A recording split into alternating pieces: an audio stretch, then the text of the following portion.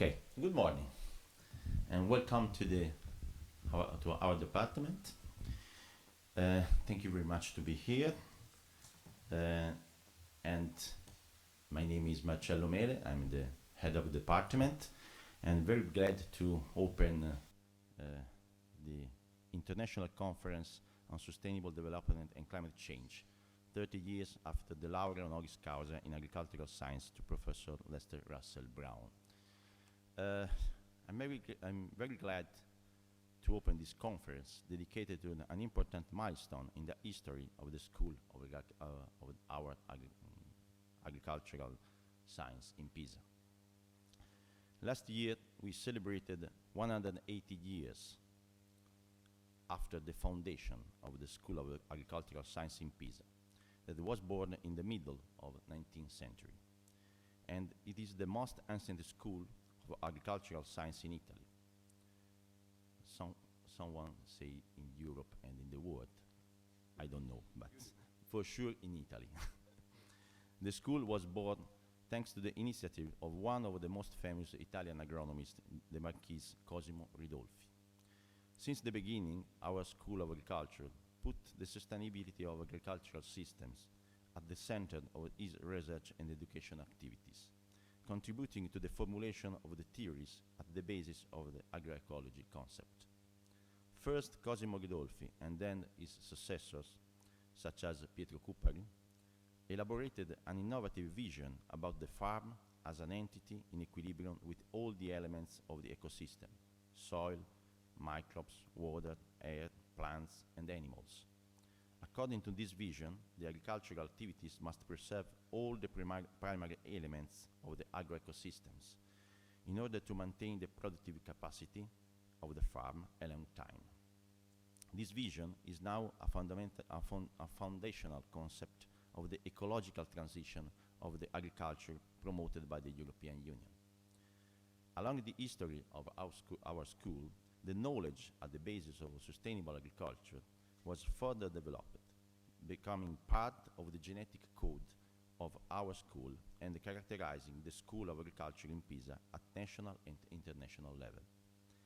30 years ago, the laurea honoris causa assigned to Lester Brown was a confirmation of the validity of our vision.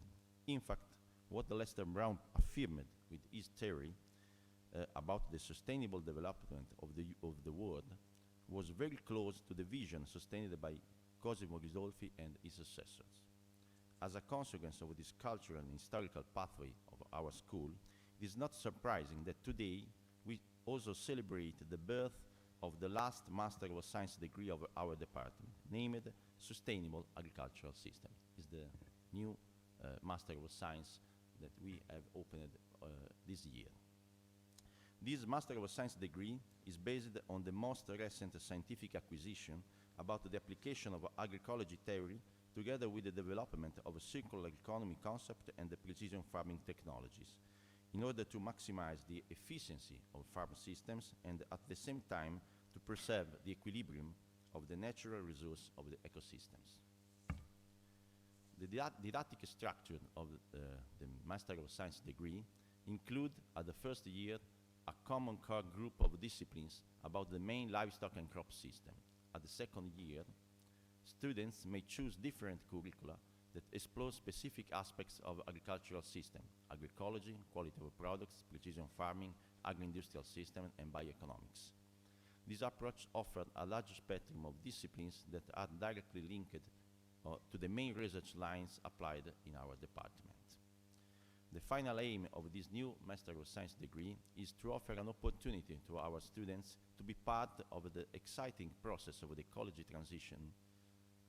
transition of the European economy, to be actor of the epical change of the economic paradigm promoted by the European Union with the new Green Deal, produce more with less. We are confident that this Master of Science degree has all the characteristics to achieve these results because it is the logical consequence of our history.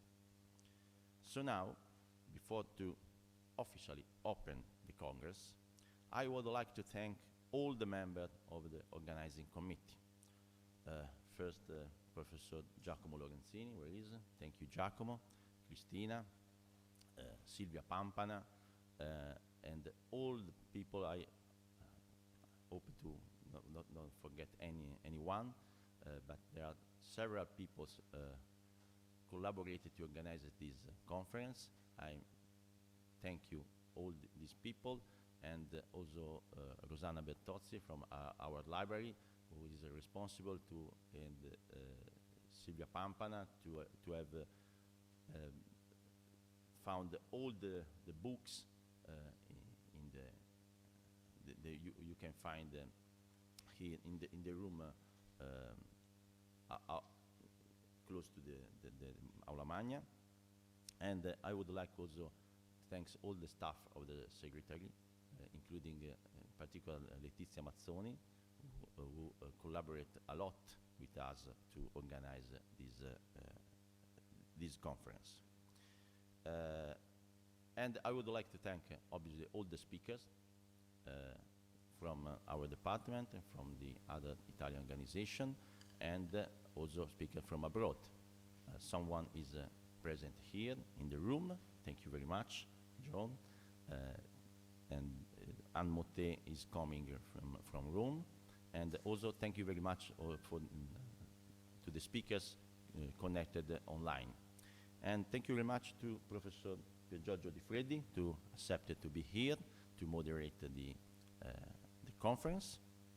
And thanks to Professor Alpi, who organized 30 years ago the event, the Laurea Nausicis Causa, to Professor Brown. And today he's here to celebrate with us that event. Thank you, Amedeo. Unfortunately, Professor Lester Brown was not able to contribute to the conference due to health problems. However, we are sure that Professor Brown will be very glad to be here again with us 30 years after his laurea honoris causa. Thank you very much for your attention, and enjoy the conference.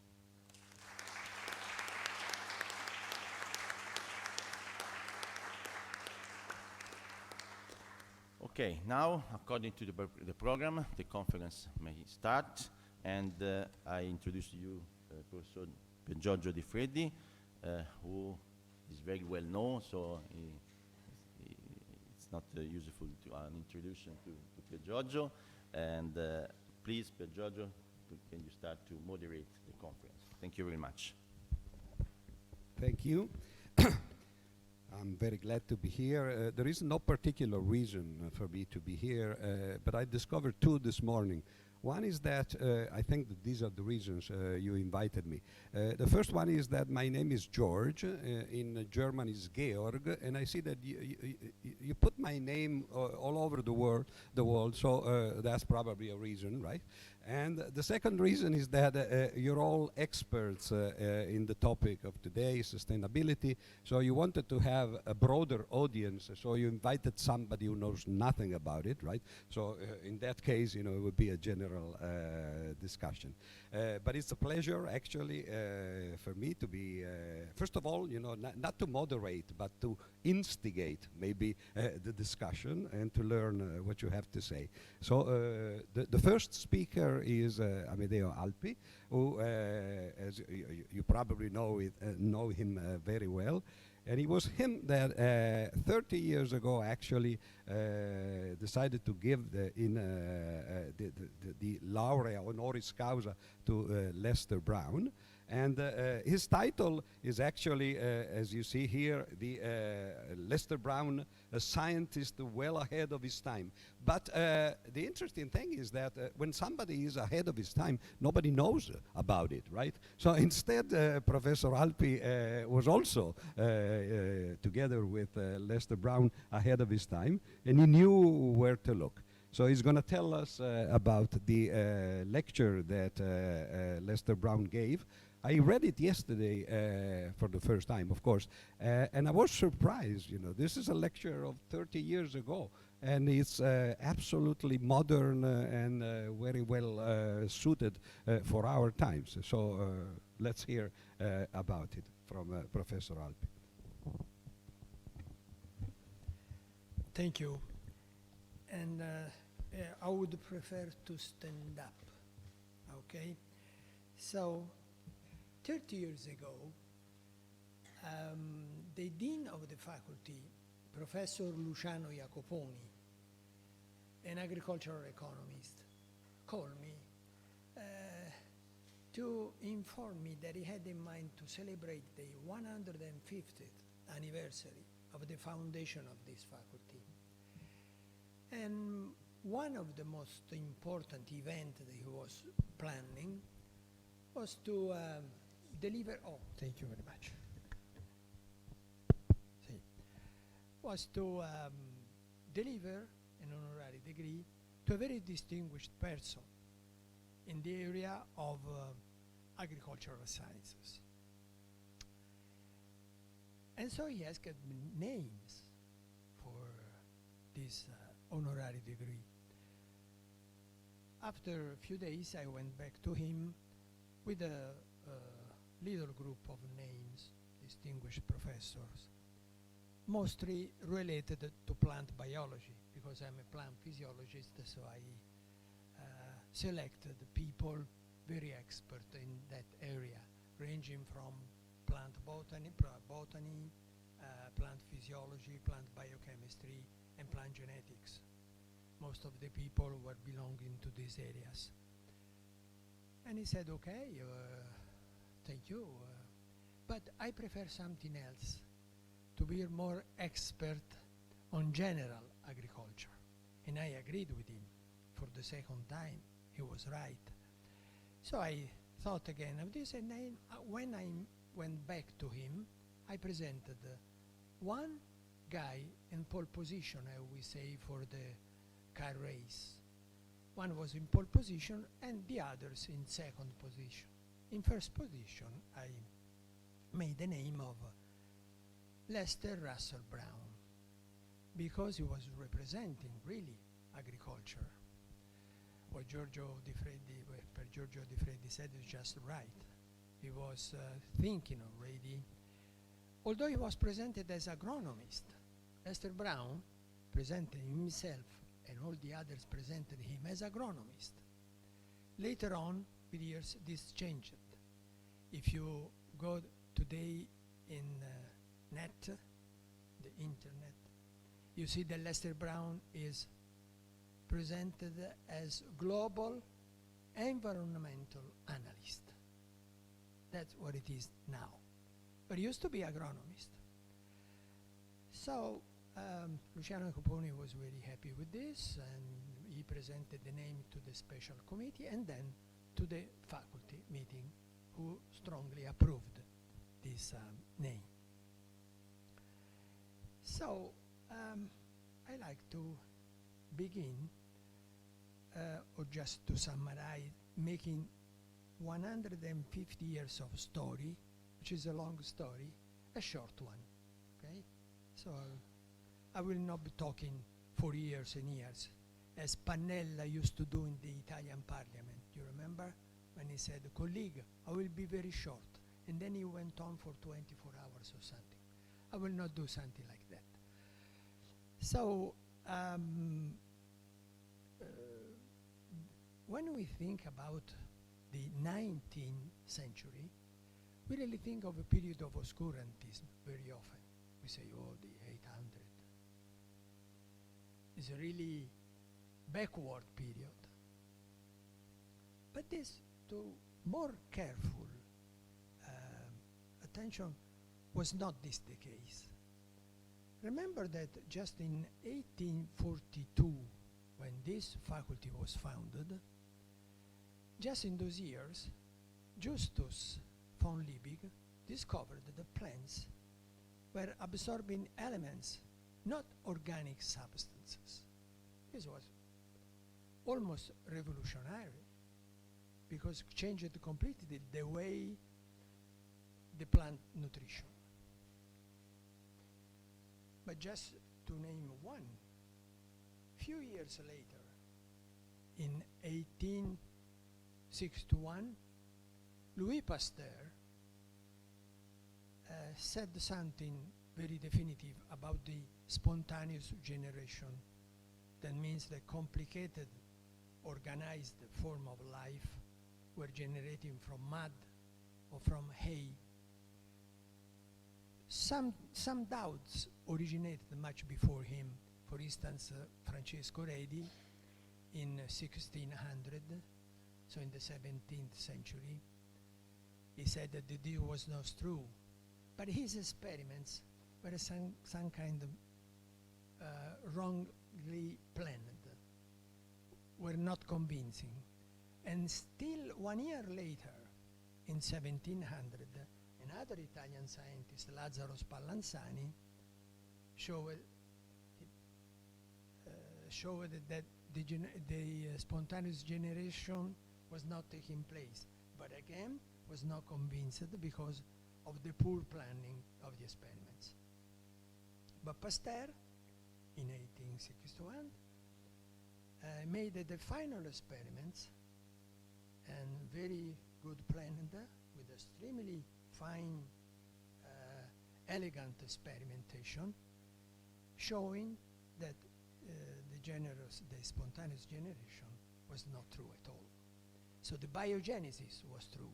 The living organism came from another living organism. This has nothing to do with the form of life in this planet. This is another completely different story that goes back and took long period to establish a form of life in this planet.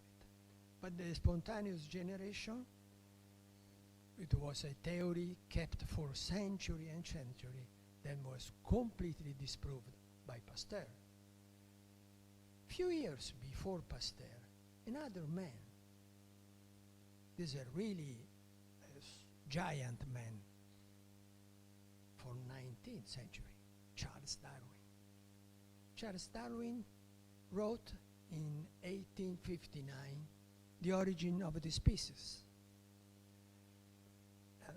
There was something really changing absolutely the way of thinking, not only in biology. There were people hysteric about what he said, and the position of the man in the history of biology, and I would say the position of the hand of God was completely changed. So was really a great advancement, and it was happened in the 19th century, the century of obscurantism. Few years later, in 1866, an humble man, not a superstar like Darwin, he was a superstar at the time, when he wrote The Origin of Species, the first day the book was sold out. This man, Johann Mendel, an humble monk in Brno, at the time called Brunn. It was a monastery very close to the Spielberg, which is very known by the Italians, because Silvio Pellico wrote his book in that Spielberg jail. And this monk worked for decades, and finally wrote his paper about the transmission of the characters in a way different from Darwin. Darwin was writing without never mentioning the word evolution, never. He wrote transmission with modifications. Johann Mendel wrote something about plant hybridization. Never mentioned law of heredity. With this, he passed into history, but he never wrote it. So he was a very humble man. He sent this book to Darwin. He knew about Darwin. But probably you know the story of this book. That when Darwin passed away, they went to the Darwin library and they saw a book written by Gregor Johann Mendel. Gregor was the name that the monastery gave to him. So he was Johann Mendel. His parents gave him the name of Johann, but the monastery gave him the name of Gregor. So they found a book written by Gregor Johann Mendel, but the book had the margin of the pages still sealed because he didn't even take the time to cut those pages.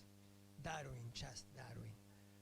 But those was the principle of the genetics. Mendel never talked about genetics because the word gene was coined in, I believe, in 1909 by the Danish scientist Johansen. So he couldn't even talk about genetics, just about this strange behavior of those entities that were depositary of the characters generation after generation. So what I mean that incredible advancement of knowledge took place in 1900 period. Exactly in those years, if you notice, that here was found this.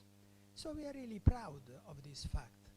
And we believe that in this European contest of discoveries and thinking, this very active guy who was working, the Marquis Cosimo Ridolfi, he was working with His Majesty Leopold II of Lorraine Habsburg, the king of this region of Tuscany. And he could find this faculty of agriculture, and later on began this teaching and making research in the field of agriculture. But what was the situation between this strong advancement in science and the agriculture? Well, the relation was really bad. The agriculture was in a, say, backward situation, really backward. And update, I would say. In fact, in the Italian parliament, towards the end of the 19th period, exactly in 1884, a commission, a parliamentary commission took place, and the direction was assumed by Stefano Iacini, the famous inquiry Iacini. And he showed he had to describe the agriculture with numbers, with situations. And the situation was extremely poor. So the condition of life of the majority of the people, because in agriculture were employed the majority of the workers, much more than 50% at the time. And the situation was extremely poor. So the only way to make some step ahead was that of increasing productivity and production. That was the way for years and years. And in fact, other people of this, sometime represented in these monuments that we have here, like Girolamo Caruso stayed 40 years, dean of this faculty, 40 years.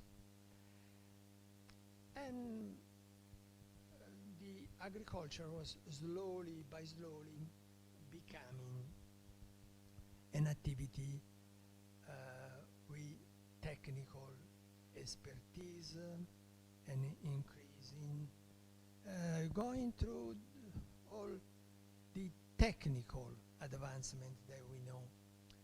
So by the middle of the 20th century, last century, agriculture was mostly depending in those inputs: irrigation, mechanization, fertilization, and pesticides. This agriculture went on for several years. Actually, there was also the Green Revolution, what passed into history as a Green Revolution, with the name of the Peace Nobel Prize, Norman Borlaug, as the man who developed special variety of plants for South America, for the East. So this was the agriculture at that time. But what happened? Almost simultaneously, the European Commission was formed. And when the farmers were very happy with European Commissions, because they were getting most of the budget of the European Commission, almost 80% of the budget of the Commission was spent in agriculture. So the farmers were quite happy. But the problem was that very soon we were talking about mountains and lakes.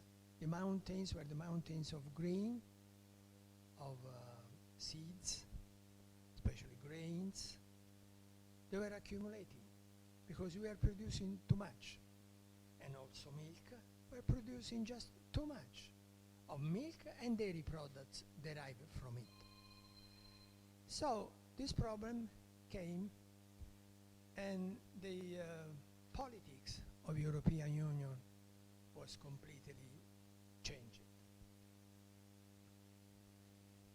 We arrived to the point that the faculty dean, Luciano Jacoponi, told me to give a sign, an important sign, who we have to acknowledge for this peculiar moment of agriculture. We have passed through all the conditions, from a very poor state to abundance. So what we have to do? As I said, I first thought of my general area, the plant biology, but it didn't satisfy him, and he was right. And then I came out with the name of Lester Brown.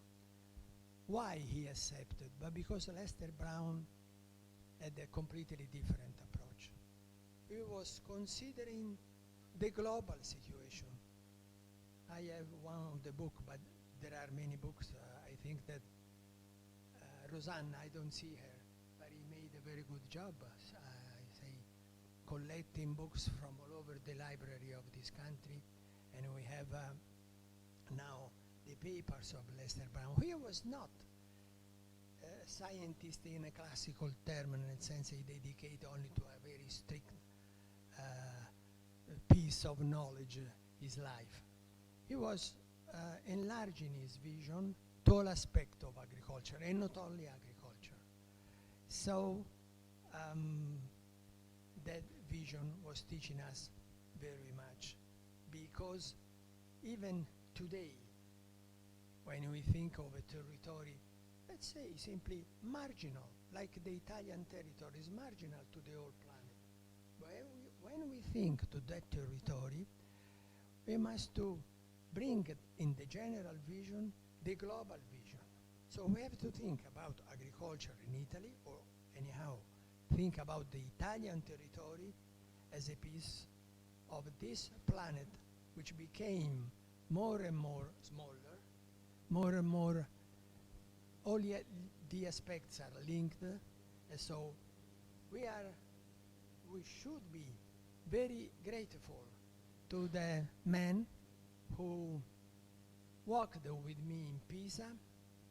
We were rather similar, maybe handsome in comparison to me, and I don't say that we are similar just because we had almost the same age, the same hair, white at the time, white and black. I was black when I was born. Okay? So we were working in Pisa, and when I went to the Piazza del Tribunale, and I showed a small apartment in one building, said, "See there?" And said, "What?" Galileo was born there. Galileo? Yeah, Galileo, didn't know that Galileo was born in Pisa. Lester Brown, Galileo was born there. No, I can't believe it. Why?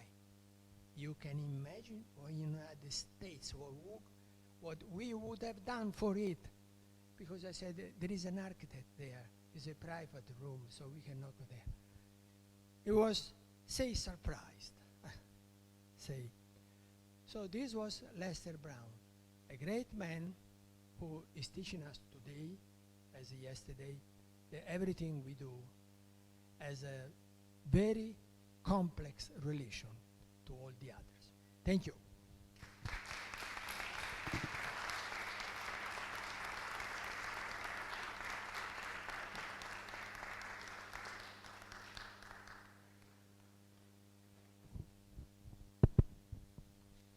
Thank you, Professor Alpi, for this very interesting historical approach. I think that in universities we usually concentrate so much on today that we forget about yesterday and the day before yesterday.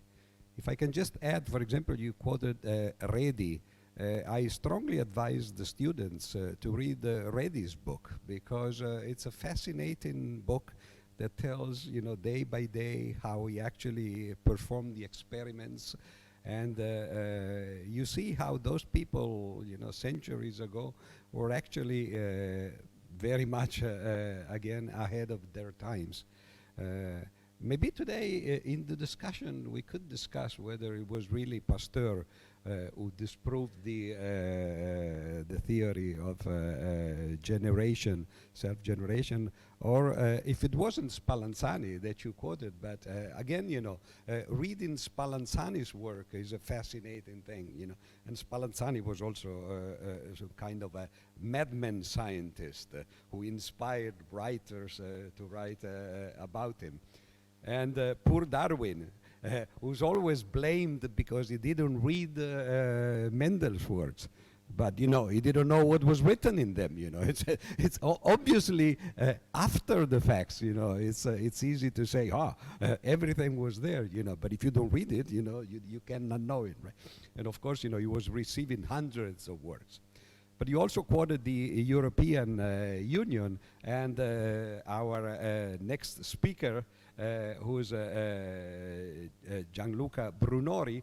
I see here that is very much involved in European projects, and those are fundamentals nowadays for research and for getting money, right? So, but you will tell us instead about the content of Lester Brown lecture that he gave here 30 years ago. So we'll enter into the details.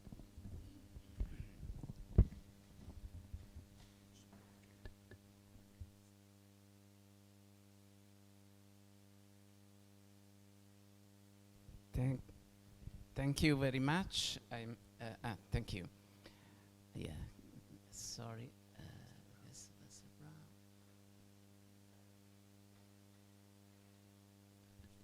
I will. Okay. So I will sit because I have to manage the presentation. So I am a little bit emotional to be here to speak about this. First of all, because as Professor Alpi told us, the dean of, if I remember well, the dean of the faculty at that time was Luciano Jacoponi, who is my professor, actually.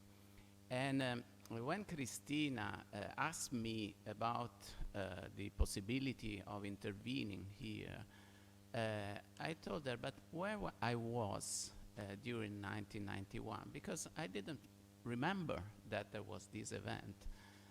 And actually, I reconstructed that I was not in Pisa. I was in Wageningen for 1 year. I had a scholarship, so I was there studying sustainability at that time. And so I am particularly emotional here because I have to deal with this issue that was starting at the beginning of my career. So I was asked to make a critical reassessment of the lectio magistralis, and then I will start with it. So let's start with the main messages of the lecture. You can find it into the corridor. It is really something that has a strong actuality. You are impressed to see that 30 years after it is still valid. And the main messages, they are just pills of it. He starts from the fact that population grows fast and that production is increasing but at a slower pace than the population.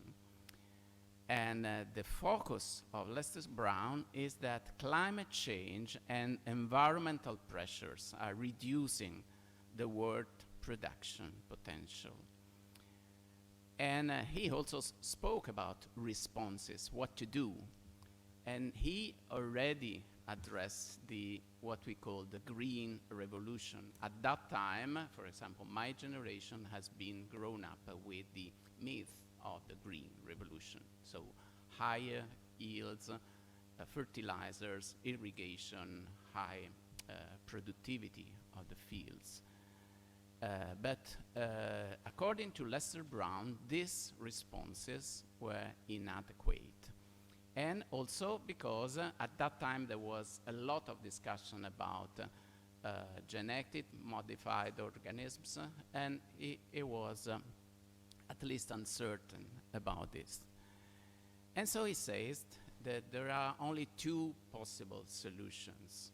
The first one is population control, and the other one, agricultural practices that are more sustainable, in tune with natural laws. So this is and I'm sorry with Lester Brown because I had to make it short, what was very rich and very full of data. This is a characteristic of Lester Brown, providing evidence, especially when there was no evidence about a lot of things. But actually, Lester Brown was one of the, let's say, the people who belonged to the stream of neo-Malthusianism. So Malthus was an important economist, but it was forgotten during his life because he already had seen that the population grows arithmetically, but food production grows arithmetically, but population growth increases geometrically. This means that at a certain point there will be a kind of clash, because if population grows more than production, then how and where we do feed the world. So this new Malthusianism has, let's say, generated a lot of discussion, especially because at that time there was the myth of growth. So the idea that technology, especially, but also economic growth, could foster the capacity of the world to cope with increasingly challenges. But Lester Brown was one of the first and one of the most important people that signaled this shift from the idea of limits to growth. So somebody that says we cannot grow anymore because we have a limited amount of resources, and we see it with oil, with gas, with we are limited world. But Lester Brown addressed another point, and this point is that we not only cannot grow indefinitely, but we are risking to undermine the conditions of a human life, of the human habitats. And actually, at that time, there was the beginning of the introduction of the concept of Anthropocene. So a geological era by which humans have the power to destroy what nature has created.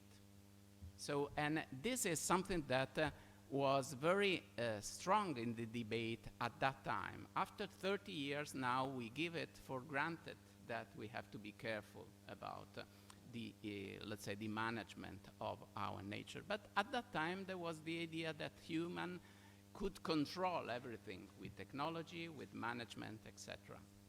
And actually, in the year after the Lester Brown keynote speech, we had two important, crucial events. One was the Health Summit in Rio in 1992, where the idea of sustainable development was launched.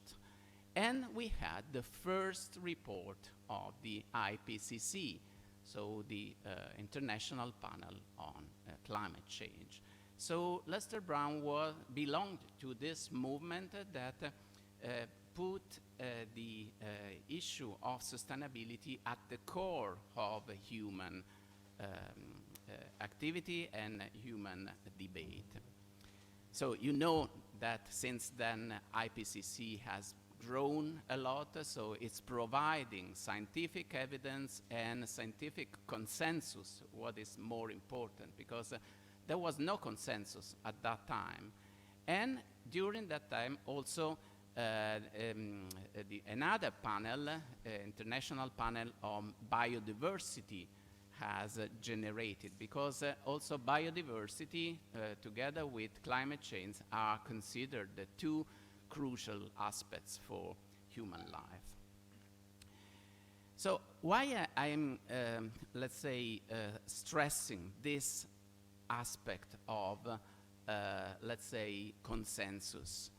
Because at that time, what Lester Brown was saying was not, let's say, accepted, even in the academia. So on this regard, University of Pisa was very courageous on that, because I suppose that 30 years ago there were a lot of people against him and denying his thesis. And so the Vice President Al Gore, maybe you have seen this film, entitled his film on, let's say, on climate change, An Inconvenient Truth. So the idea that there is something that it has to be, let's say, considered as a truth instead of, let's say, a contested aspect.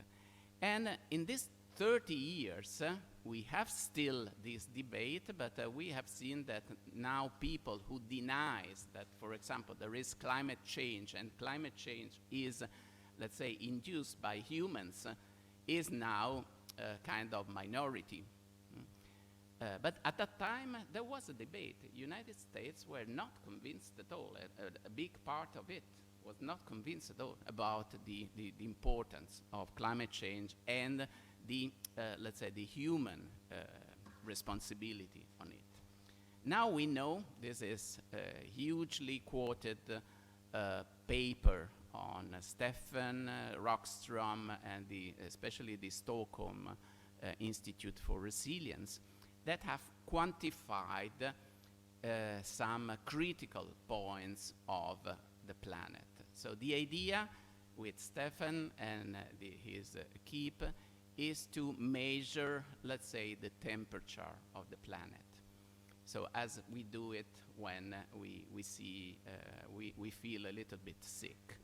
So, and the problem of the planet can be addressed with this 8 parameters: climate change, acidification, there are pollution, atmosphere, ozone leading. But you can see that the most relevant ones, the red ones, are, and they are already trespassed as a kind of threshold. So our temperature is higher than a healthy planet. We can see that there is nitrogen and biodiversity loss. And these are factors that relate to agriculture. So let's see what is the situation. How much time do I have? Okay. The situation now. This is the curve of population increase. We are more or less in 7.7 billion, but in 2100 we are expected to be nearly to 11 billion. With regard to, let's say, the forecast of Malthus, we could say that the population wouldn't increase exponentially. So we see that at a certain point there will be a kind of a smoothing of the curve. It is good news, I don't know, but the problem is, do we live, do we survive as a human being at that time? So this is the question, and the question is still very valid. So can we support an increasing population with the resources we have? And actually, if we have a look at a very useful website, 30 years ago, if you wanted to have data, you have to go into a library, but not in a Pisa library abroad. There was no internet, so it was very difficult to find. If you go in our department, or in the library of our department, you will find the paper statistics of Italian census. So, and everybody had to go there.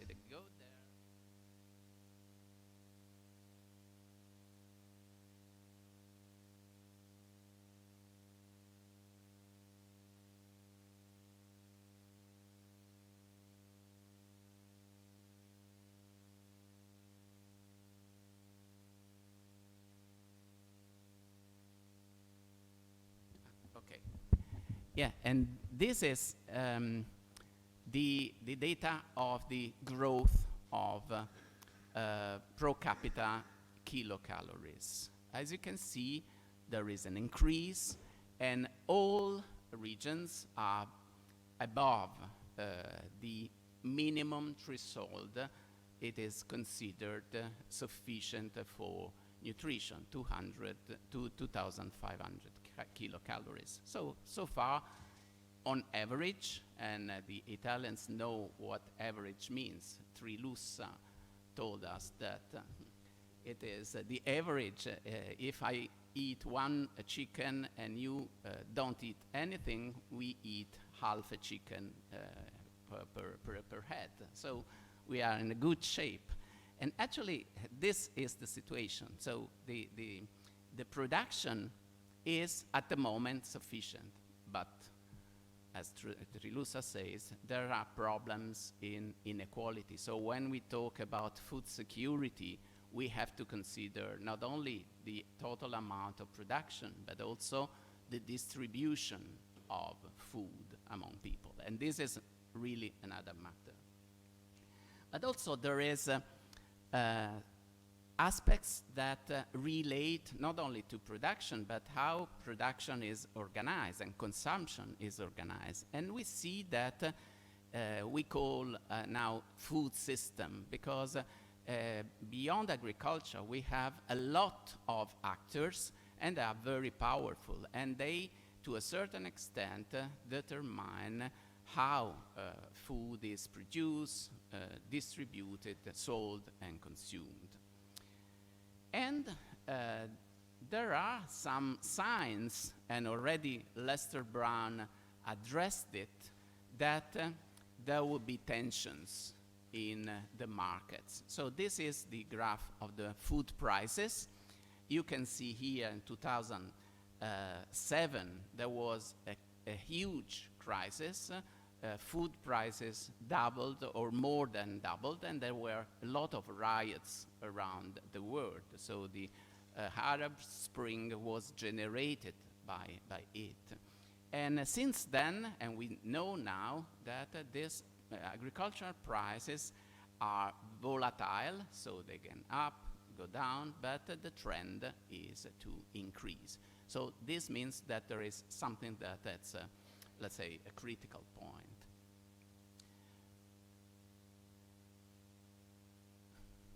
Okay. As I said before, the biggest problem now, the urgent problem now, is inequality in the distribution of food. There is someone who eats too much, and there is someone who is too little.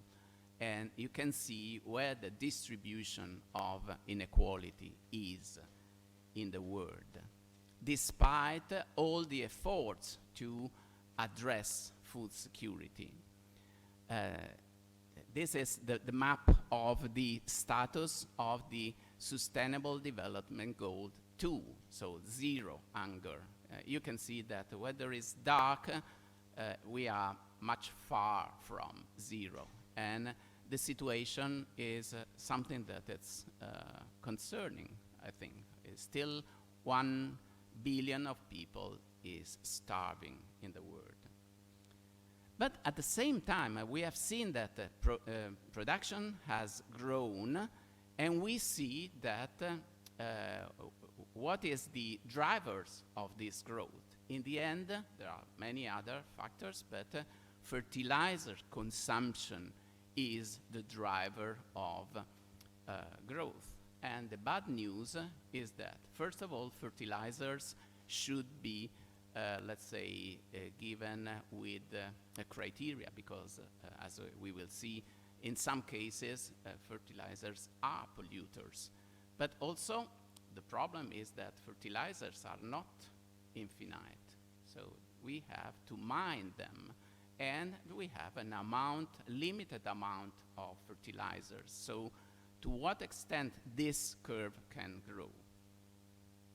This is the status of this social development, sustainable development goal for life of land, which relates to biodiversity, to pollution, etc. There are several indicators that can represent this, and the situation looks quite dreadful. And we can see here the excess nitrogen from cropland. I was saying that in most of the cases, fertilizers are spread on the soil, but there is an extreme inefficiency of it, because if you consider what is given and what is taken by the plants, the rest goes into the environment. So it goes to pollution, and it is a waste. So the issue of waste, as Marcello was saying before, is crucial. The capacity of making the efficient use of resources. And at the same time, you can see that the biodiversity, we have learned to understand that it is not just some interesting species for the sake of collectionists. It is something that is vital for our life. Things about pollinators.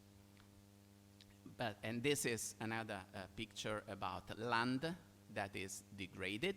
So we have soils that are impoverished more and more.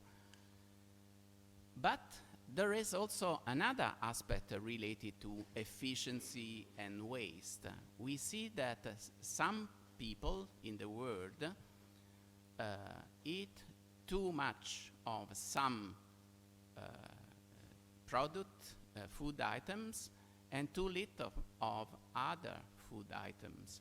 So this means that our diets in general are wrong. Wrong for the health and wrong for the planet. So the idea, and this is another, let's say, stellar quoted paper, the Eat Lancet report, has provided a kind of planetary health diet, which is a diet which would help the planet to be sustainable and at the same time to provide healthiness for people. And this is reflected with another aspect of the world situation, which is not only starving, so people who is in hunger, but people who is obese or overweight. And this is, surprisingly, is not just a north-south divide, but also it's a south-south divide. And we know that in most of the cases, obese people is also the poorest because they don't have access to healthy food and they don't have access to education. So what are the responses? As I said before, Lester Brown said that the Green Revolution was doubtful that it was the solution because it couldn't grow without any limit. And actually, in 2007, an international panel organized by the World Bank, FAO, UN, United Nations, etc., provided a huge report assessment. So it was 1,000 of experts asked to provide a review of existing knowledge, and they concluded that business as usual is no option, so we have to move forward. And now I'm going to the conclusions. Last year we had the Global Food System Summit that identified 5 tracks for transforming our food system. The idea is that as business as usual is no option, we have to transform our food system. And what are the solutions? The first one is ensure access to safe and nutritious food for all. So the key word is access. It's not just quantitative production, but it better distribution of food between people. The second aspect is related to sustainable consumption. This means that consumers are free, but they are also responsible, not only for their, let's say, own health, but also for the planet. So sustainable consumption means, in practice, less animal proteins and more, let's say, plant-based food products. Third aspect, boost nature positive production. So something that it is not relying heavily on fertilizers, pesticides, and water, but on natural biodiversity. So mobilizing the capacity to organize biodiversity for the productivity, and then advance equitable livelihoods. Without, let's say, social justice, without equity, it is not possible to have sustainability. But the fifth aspect, which is more and more important, and we have seen it in the last 2 crises, COVID and the war, is build resilience. This means not thinking to growth, but thinking to how to keep the situation stable. So it is a change of paradigms, because I suppose for the agronomists, for the geneticists, etc., understanding that the objective is not just producing more, but stabilized production in a stable environment is now the key objective. I'm going to the conclusions. So what is the role of technologies? Because we are in a technology department. Compared to 30 years ago, we had the discussion on GMO, on life science. I think that now we understand that life science, digital technologies, but also ecological engineering, as I said before, so combining different species, understanding the role of the species within the, let's say, the biosphere, and the connection between these 3 enabling technology is the key to understand technological progress. But at the same time, we are more and more aware that technology is not enough. When we consider innovation, now we have to consider what we call socio-technical system. So any technology has an impact on a social environment.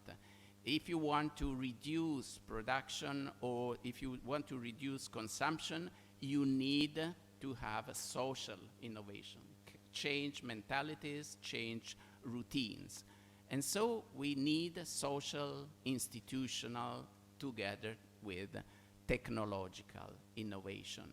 And these are now the, let's say, the orientations that come from the Global Food Systems Summit, from the European Union Green Deal. So the idea that technology should be strongly in synergy with institutional and social innovation. Just to conclude, this is an expert group conclusion from the European Commission that was commissioning a foresight for research, and this commission identified 3 pathways.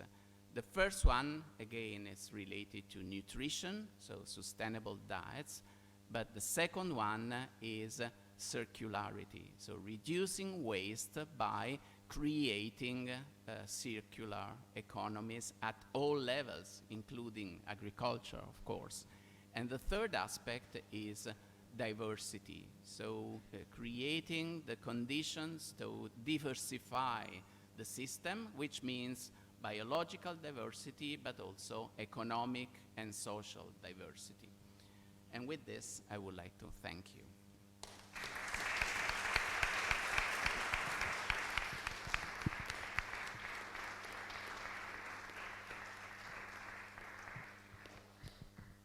We are in an exceptional situation because I think it's the only meeting that I've participated to. We're 25 minutes ahead of time.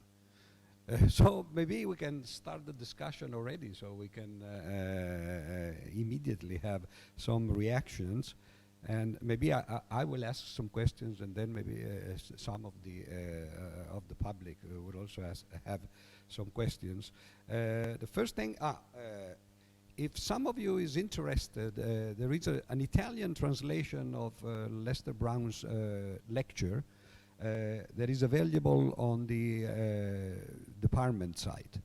So if you just want to look at it, and especially after your lecture, it would be interesting to read what exactly it did. I wanted to ask you, well, of course, you know, Lester Brown was ahead of his times, but there were also other people that maybe even before him actually introduced some of these topics. And I wanted to ask you if there were some connections between these people and Lester Brown.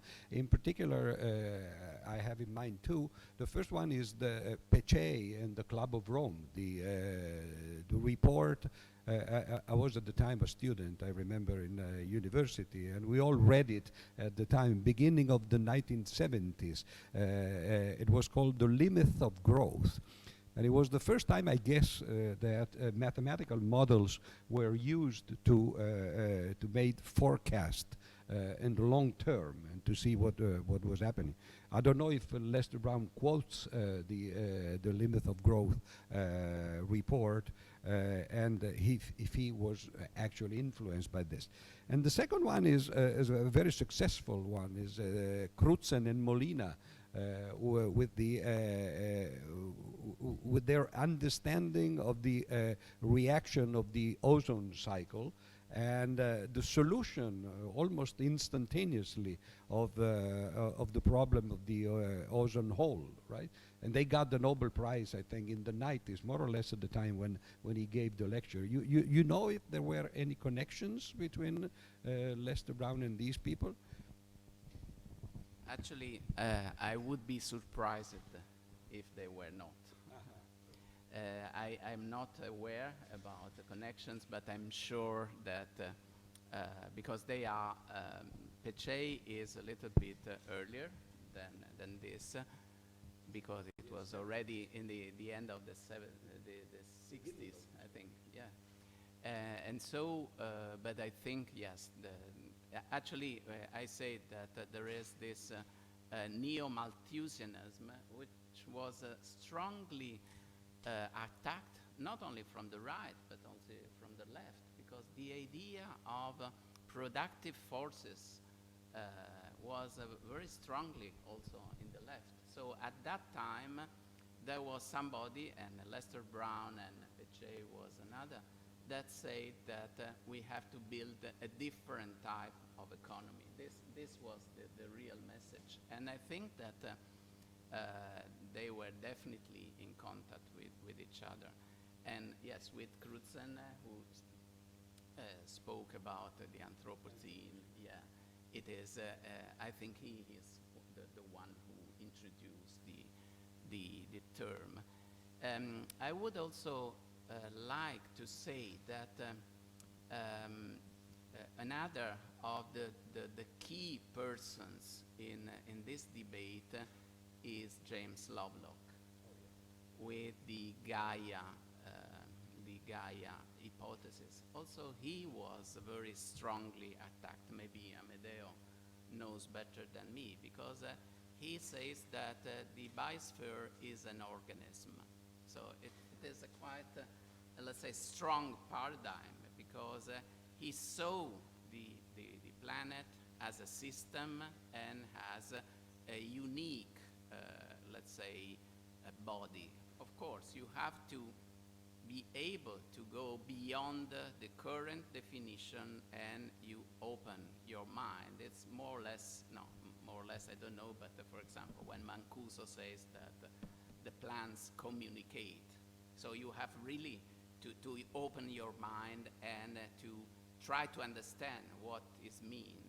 And with the Lovelock approach, we have really the idea of, if you touch something in one place, you will have repercussions in very far away. So this idea of complexity, this idea of, let's say, interaction within the biosphere is now penetrating also in the academia.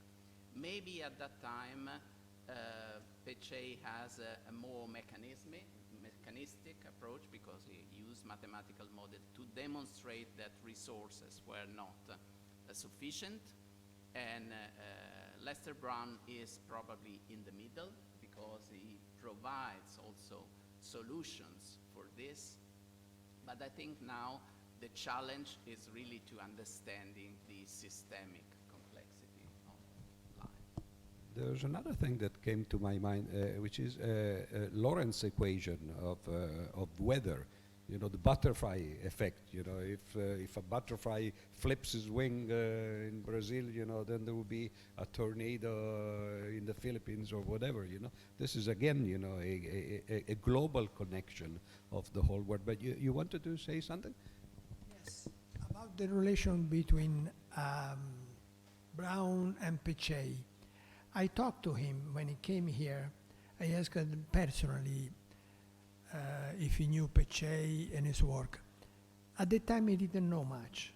But few years later, Lester Brown received a medal from the Italian President of the Republic. So by that time, he was informed very much of the Roman Club and Pecei, and he started to be much more related to this story. For what is concerning the Lovelock approach, also at that time, I'm a little bit confusing, because I was strictly related to one of our teachers here, Galleni, Lodovico Galleni, and he was oriented to the evolution study particularly. And he was studying Lovelock particularly, but again, I found in Lester Brown not much knowledge about this specific area, but certainly his activity, as Gianluca said, was going in that direction. So the planet is one and is very much linked in all the parts. So the problem that the planet could be considered as a living organism, which is a Lovelock idea, was represented by the ideas of Lester Brown, although he didn't make any, at least as far as I know, didn't make any writings or public relations about this. There's, sorry. In 1991, I was a student, so I don't remember the mood of the period. But you, Amedeo, remember very well. What is the feedback from our faculties of agriculture in Italy, our scientists in agriculture? What is the mood about this laurea honoris causa to Lester Brown? What is the feedback from the other scientists? This is a very good question. That makes me in some difficulties because I'm talking about colleagues. You know, when we're talking about colleagues, you know that God made the professor. So the professor comes directly from God. But the colleagues was made by the devil. So there is a difficult relations between them. No, the impact was strong. Actually, we were just on the eve of a completely different approach to agriculture. We are productivistic, all of us, all over Italy. But just in those periods, things were changing. And the problem was take into consideration the environment. At least this, at least. Because we saw that the planetary environment was really in danger. So, say, if you go to see the names of the department that originated from the faculties, the word environment is all over. And these are only words, but means that the sensibility of the people working in the faculty and then departments had undergo great change towards this new condition. And now it's very easy to see people almost more interested in environment than in agriculture. Sometime, which is not bad, in the sense that we need to be respectful of the environment. In the sense explained by Gianluca, not only environment itself, but with all the social implication. It's very important. If there is a way to save the planet, this is the way. Because we are really in difficulties. The sensibility of each of us are different. Personally, I think all the time to the impact of the pollution. Everything is polluted. Air, water, and soil. Strongly polluted. And this really a human effect. So this is the problem.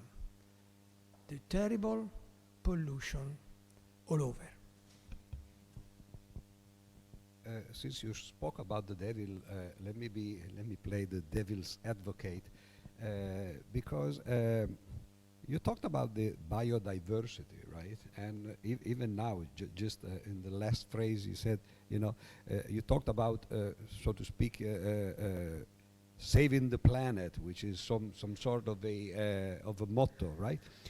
But it seems to me, that the planet has no problem at all, right, with any condition.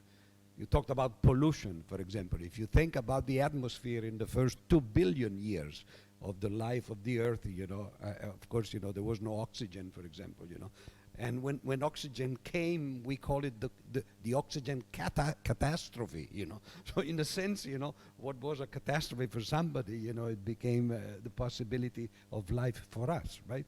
So it seems to me that it would be better to explain that the Earth, of course, will remain there, and there's no danger for biodiversity at all. I've seen recently, and I was very surprised, a graphic, a curve of the average temperature of the Earth in the last 500 million years, so a longer period, right?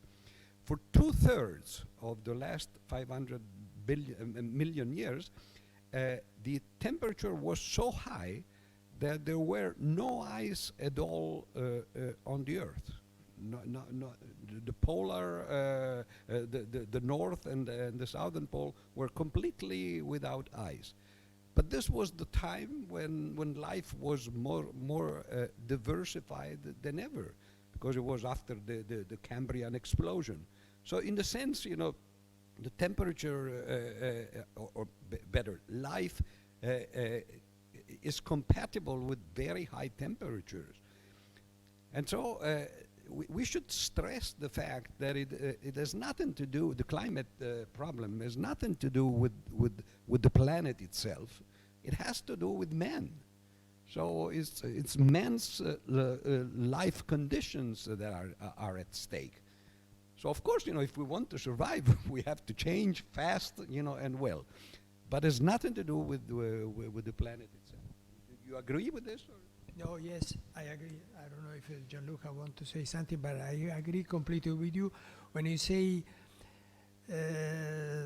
especially when you say life in the earth, we mean human life. It's an anthropocentric point of view, which is obvious, I would say. So life in the earth means our lives in the earth. Because microorganisms can live in incredible condition, really extreme, no way to get rid of them, but easily to get rid of us. No, I agree to a large extent. And I agree that in the debate on anthropocentrism, for example, we were discussing about the Papa Francesco encyclic, and he said that we cannot avoid considering humans at the center because we are talking about ourselves. But we as humans have a responsibility. So we have, in his view, the nature is given to humans by God. And this means that we have a responsibility on that. So for those who are ecocentric, that respect all the species at the equal level, I think that it is not possible, because we have, we think first of all to our survival. But then I think I'm curious, and I cannot answer to you about if the biosphere will survive. The planet for sure will survive. For the biosphere, I don't have enough, let's say, knowledge about it, but seeing as it was generated, because before there was not biosphere, so I wouldn't be sure that the biosphere will survive to let's say, ecological collapse. But I might be wrong on this. May I make a comment on this? As far as the biosphere is really complicated, probably you know that there is a place in the middle of Atlantic Ocean, down at least 4 kilometers down, in the sea, there is a point where some very hot water comes through the base of the ocean down, and that water is contaminated by sulfur and another elements, now I don't remember. Just there, from the earth, below the sea, this very hot flow is coming. There is an extremely rich population of microorganisms that are living in an infernal site, I would say, something unbelievable. This is as far as the biosphere and the resource of microorganisms. Our lives is another thing. We also live because we have microorganisms. We have more microorganisms inside us than cells. That's what the microbiologists tell me. I never counted them. But the other aspect that Gianluca was talking was another. I forget them. I'm kind of old, as you know. So it was? The anthropocentrism and Papa Francesco. Yes. I like him, but I want to recall for several aspects, but I want to recall Lester Brown. Lester Brown, when we started with his analysis, posed the accent on the number of population of this planet. And he agreed on making the human population growth under control. This is something that the very good Pope, for certain aspect, Francesco, never touched. This point he never touched. Exactly, on the opposite. So only two sentences. One about the vision of the professor of our faculties 30 years ago. Do you remember that 32 years ago, the same professor founded the first agro-environmental research center in Pisa. This for the first time. In the same period when the laurea honoris causa was assigned to Lester Brown, the same professor founded the first agri-environmental research center in Pisa. So this is a part of the vision and the Centro di Ricerca Enrico Avanzi was founded 32 years ago in the same period. And about biodiversity, I would like to put the accent about an aspect mentioned by Gianluca, the Lancet approach. Do you think that the Lancet approach is the right approach for a health and sustainable diet in the world? Because I have some doubt about this, because we have a group of very recognized scientists financed by the private foundation that say, okay, we have the solution. You all the world have to apply this kind of a diet. But we know that people in the world choose the food according to the tradition, to religion aspect, to the landscape and the pedoclimatic condition. So I have some doubt about this paternalistic approach because we have already experienced about the export of democracy. It was not so good, the results. So I would like to not to repeat this experience with export the right diets. I don't know what you think about. No, I fully agree with you. And actually the critiques to this Lancet report as addressing especially this top-down approach. And this means that we have to be aware of culture. I was in a conference on Mediterranean diet a couple of weeks ago, and there is someone who says, okay, the Mediterranean diet is the best in the world. So they want to impose it and to export it, as you have seen also in the advertisement in the TV.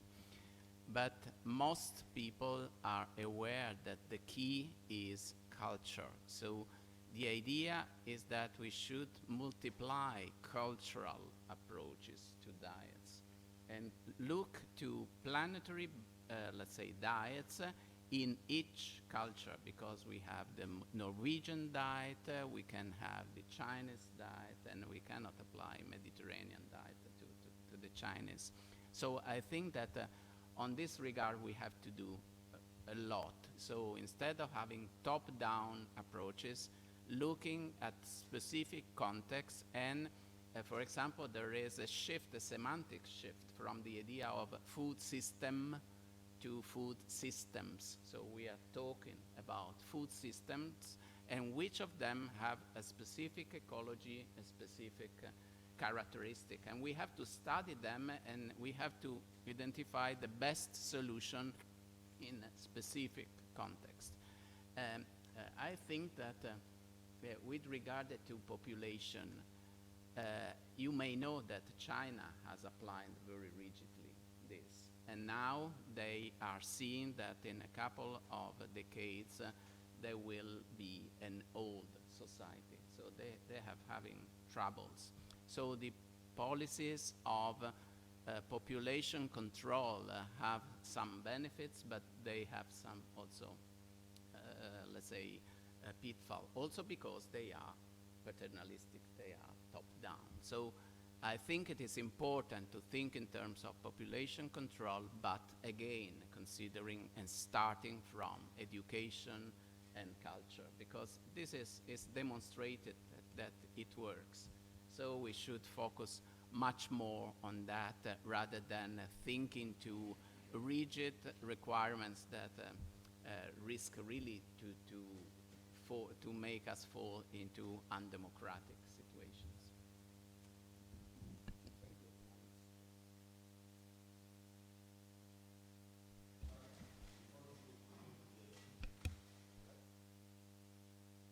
I would like to say welcome to two speakers, Anne Mottet, Dr. Anne Mottet from FRO, and Professor Giuseppe Pulina from University of Sussex. Welcome.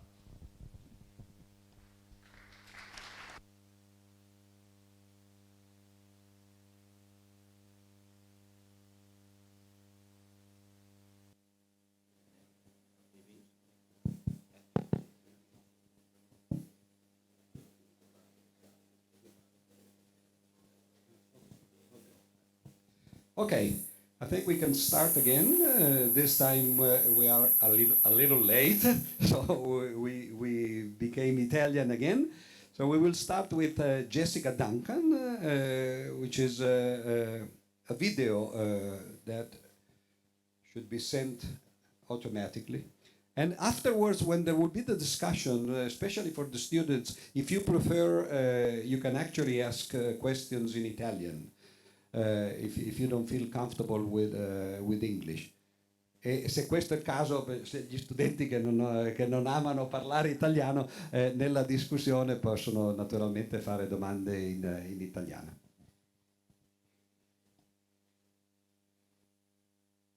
Hello, my name is Jessica Duncan, and I'm Associate Professor in the Politics of Food System Transformations in the Rural Sociology Group at Wageningen University in the Netherlands.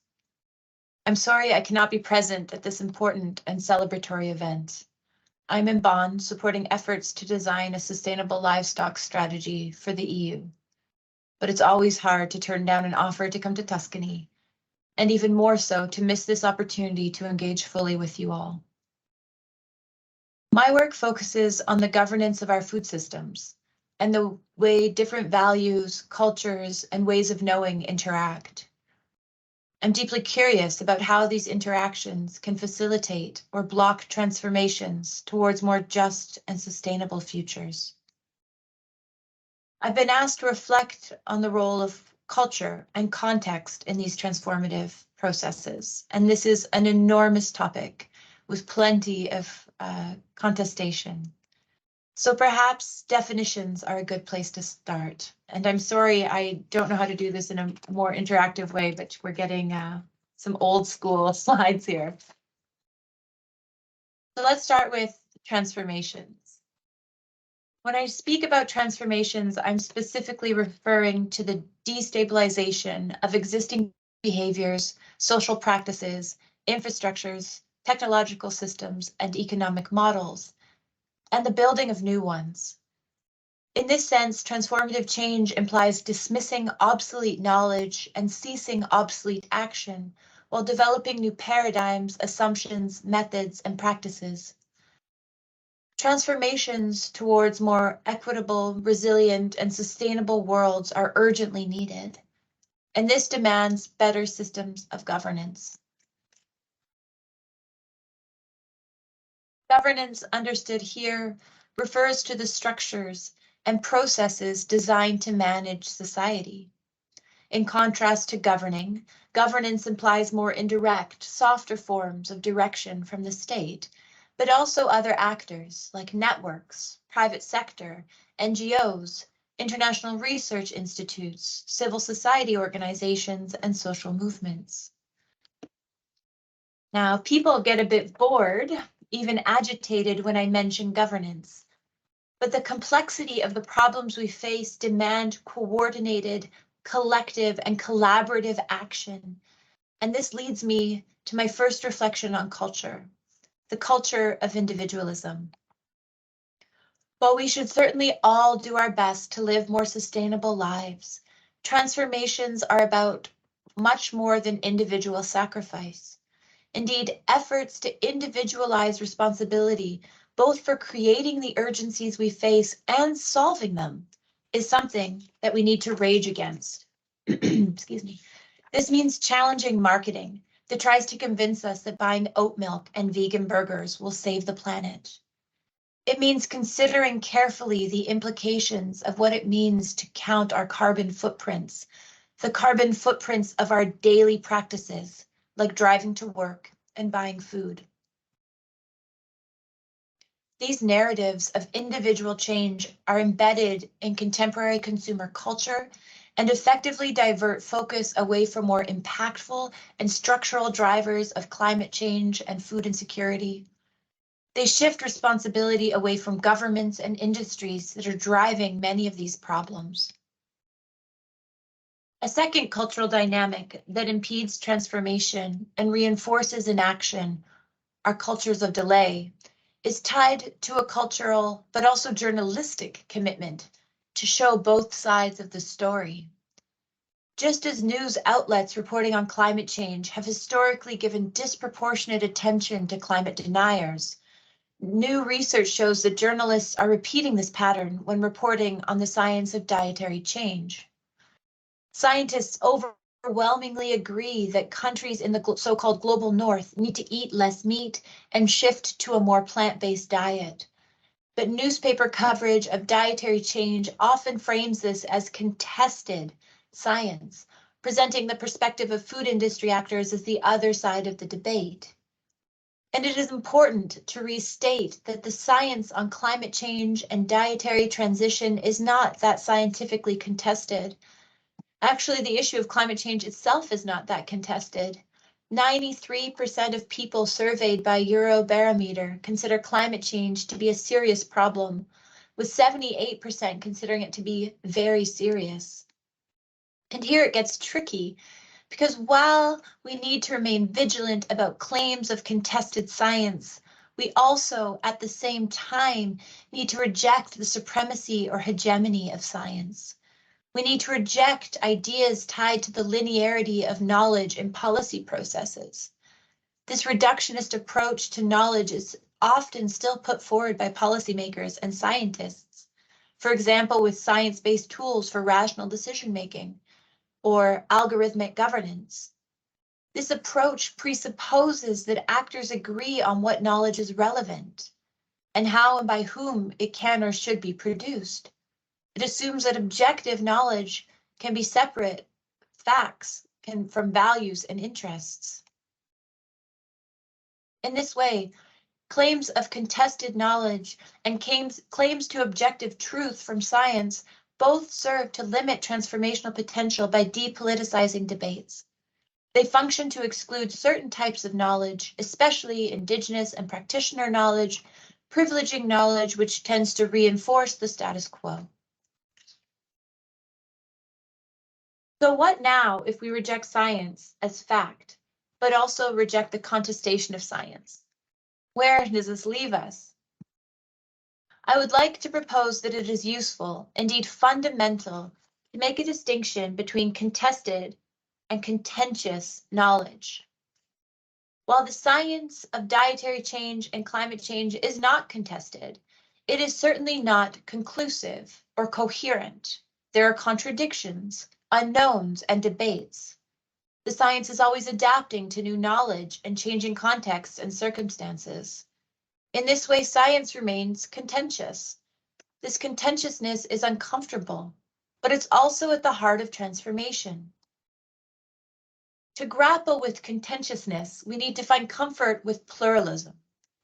Pluralism in terms of ideas and in terms of who or what is represented in our governance processes. Pluralism demands that we move beyond diversity towards inclusion of deep disagreement. Disagreement must be over the very nature of the situation itself and about the assumed arrangement of things. But certainly my culture does not teach me to work well with disagreement. Instead, we are told from when we are kids that the only way forward is consensus or finding some common middle ground. The transformation demands moving past this perspective. When it comes to politics and governance, these approaches tend to reinforce the status quo by privileging those who come into the negotiations with more resources and capital. Further, such approaches are shown to leave aside sticky, wicked problems that are underlying the challenges we seek to address. Consider the example from my domain. In an effort to deal with hunger or food insecurity and nutrition, we are often told to focus on increasing production rather than addressing issues like structural poverty, inequity of resource access and distribution, and women's empowerment, which will continue to impede access to food no matter how much food we grow. Moving to a culture of pluralism means moving to a culture that is capable of managing disagreements.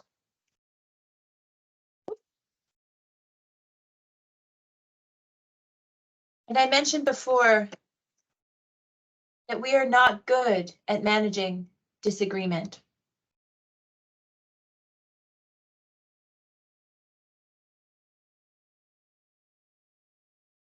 As I mentioned, we find these disagreements frustrating. Research from the US shows that the average person would rather talk to a stranger who shares their political views than a friend who does not. These disagreements reflect cultural preferences, our values, but as scientists, they can also relate to our methods and our theories. They are not avoidable. They are at the core of our scientific inquiry and at the core of our democratic processes.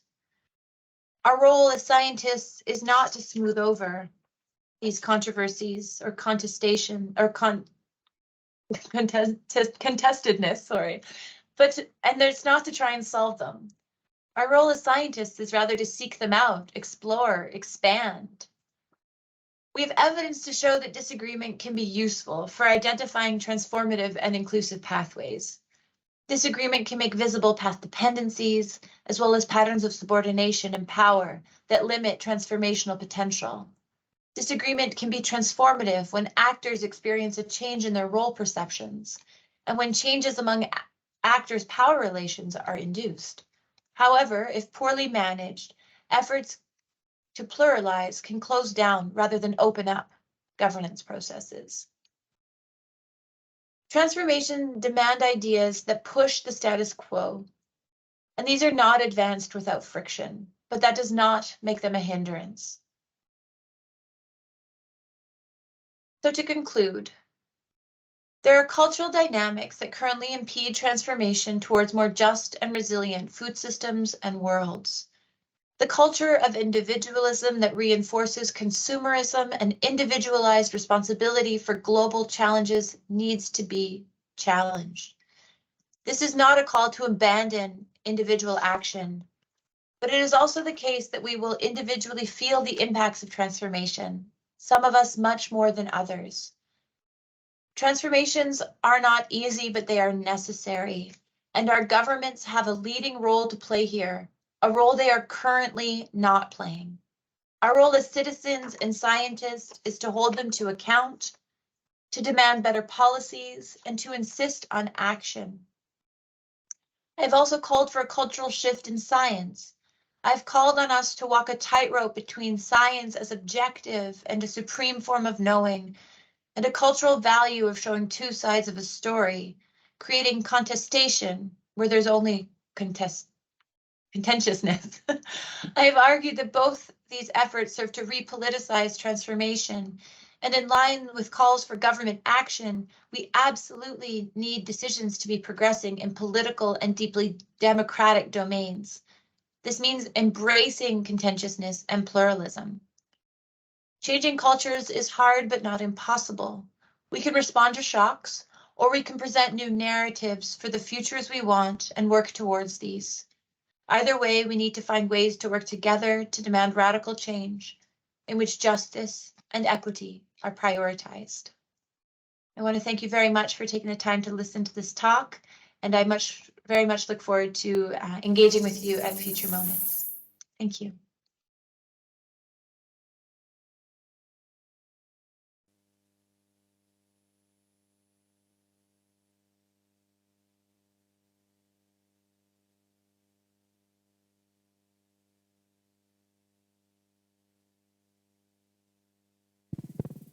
For the youngsters in the room, it's interesting for us to see that the techniques of Bob Dylan in the 60s, you know, using those words, you know, were used now in an academic talk.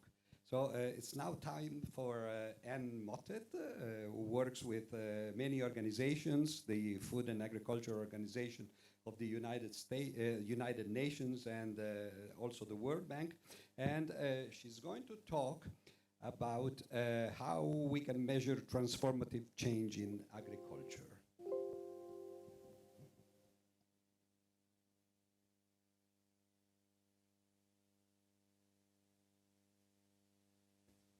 Thank you. Thank you very much for having me today. I'm very happy to be here. Thank you, Gianluca, for the invitation. So I've been working in FAO for about 10 years. We just heard about this question of food security or food insecurity and how we address it and whether we need to agree on that or not.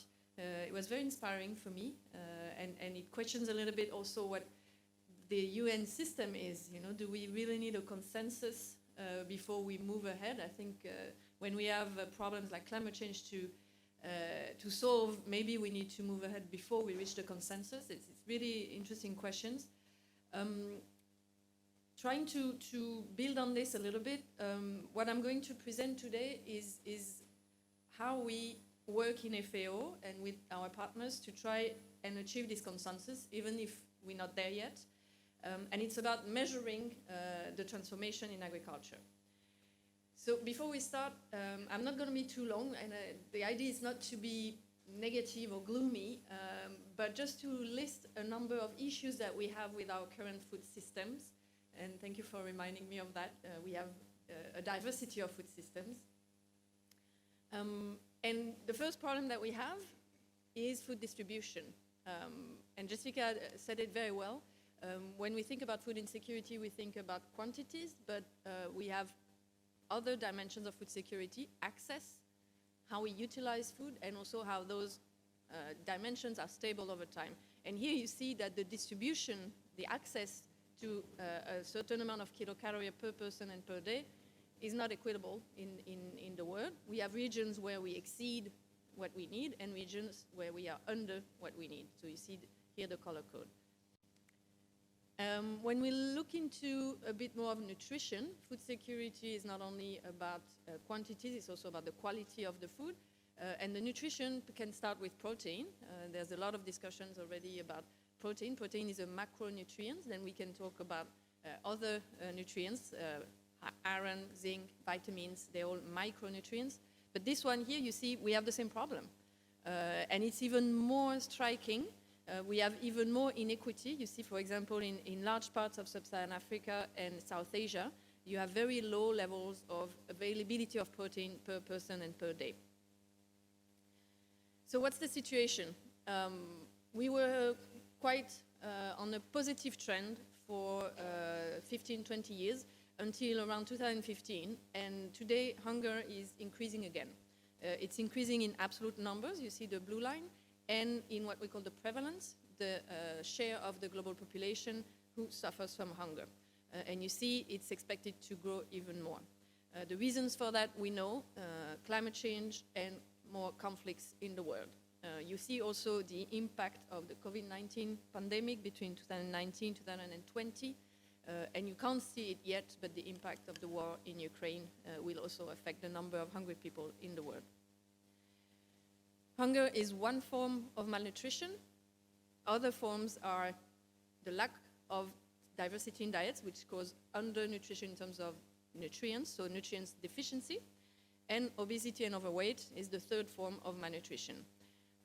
You see that, for example, lack of nutrients can cause what we call stunting, so children who are not growing as fast as they should, or anemia for women.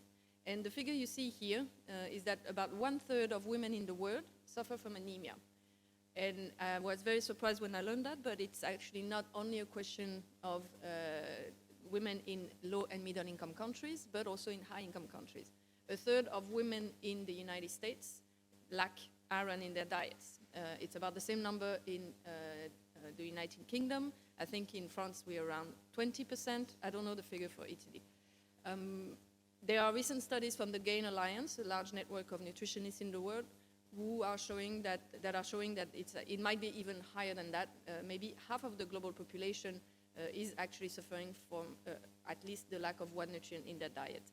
So the diversity of diets is important for low and middle income countries, for poor people in the world, but not only, it's also important for rich countries.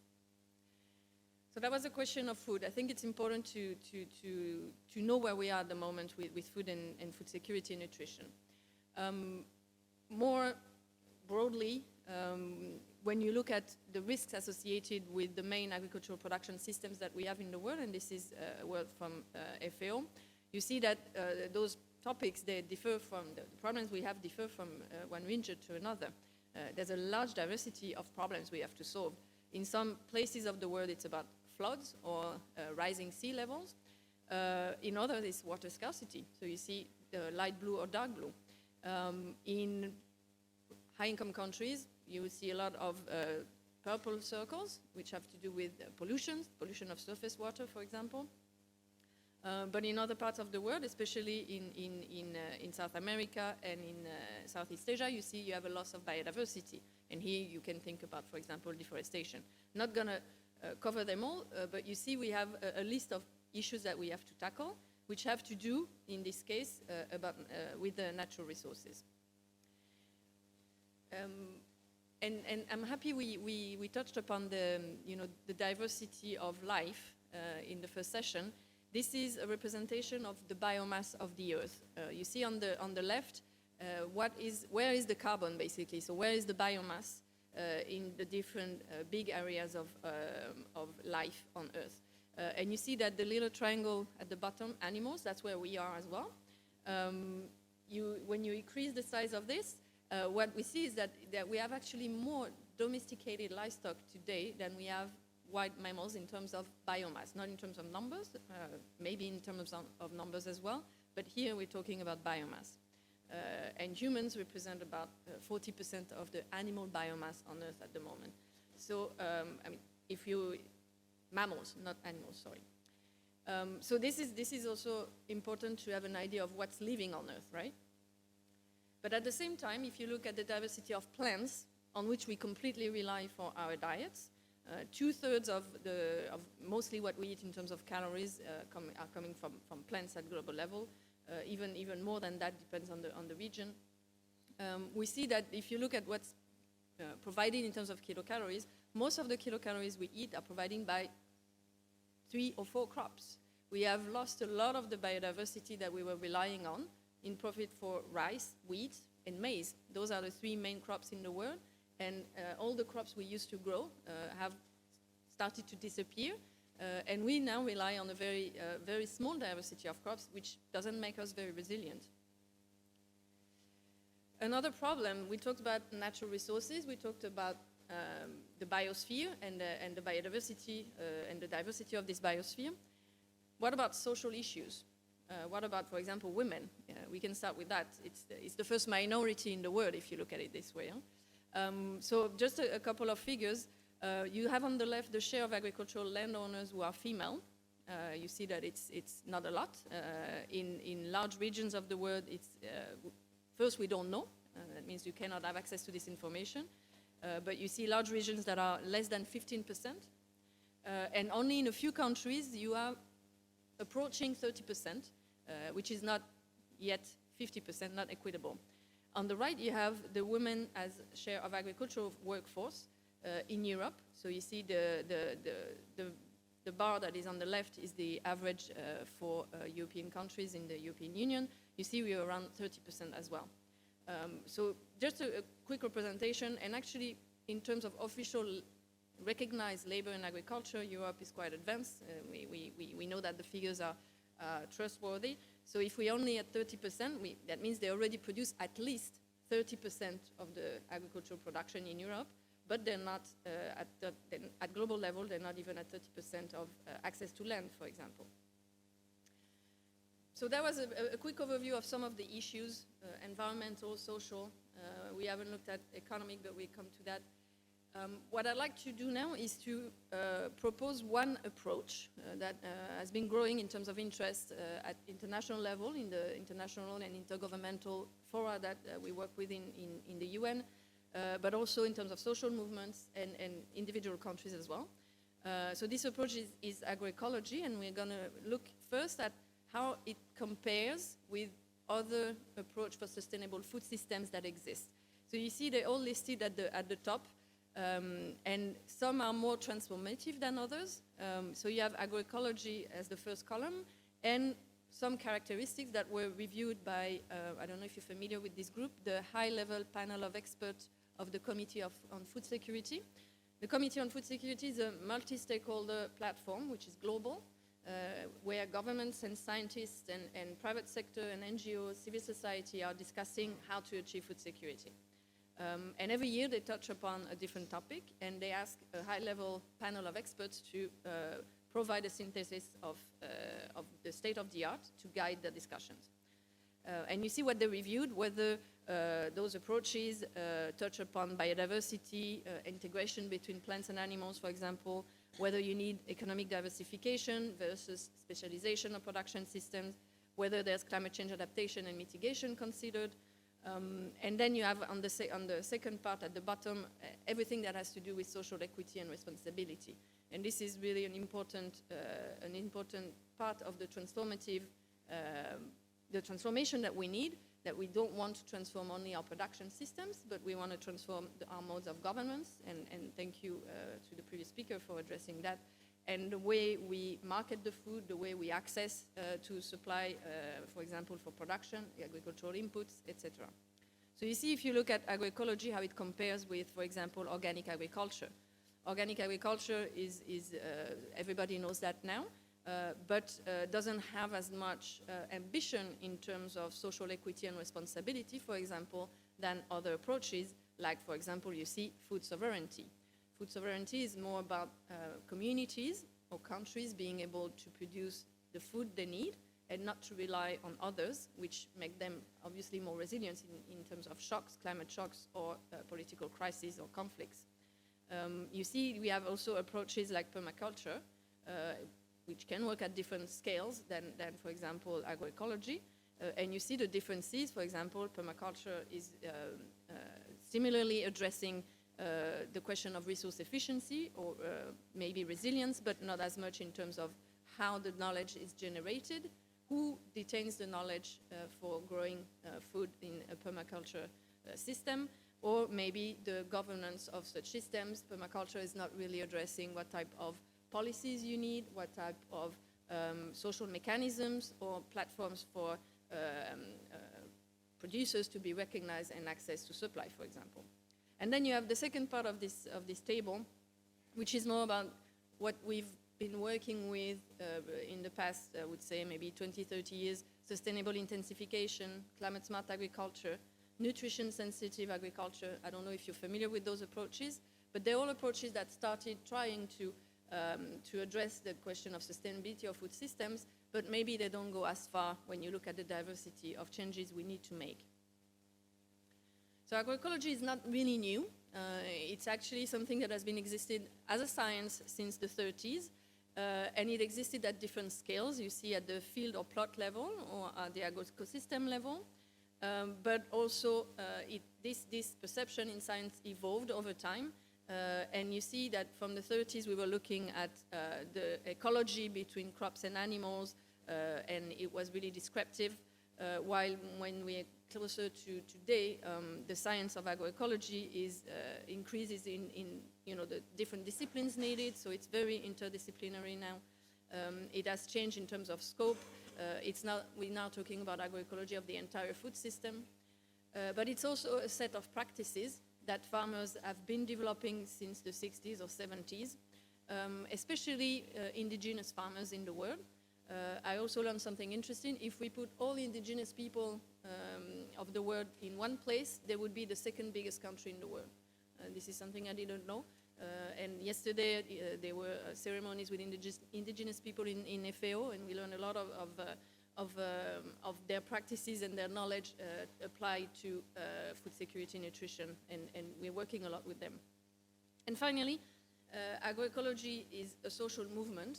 You're probably all familiar with Via Campesina, for example.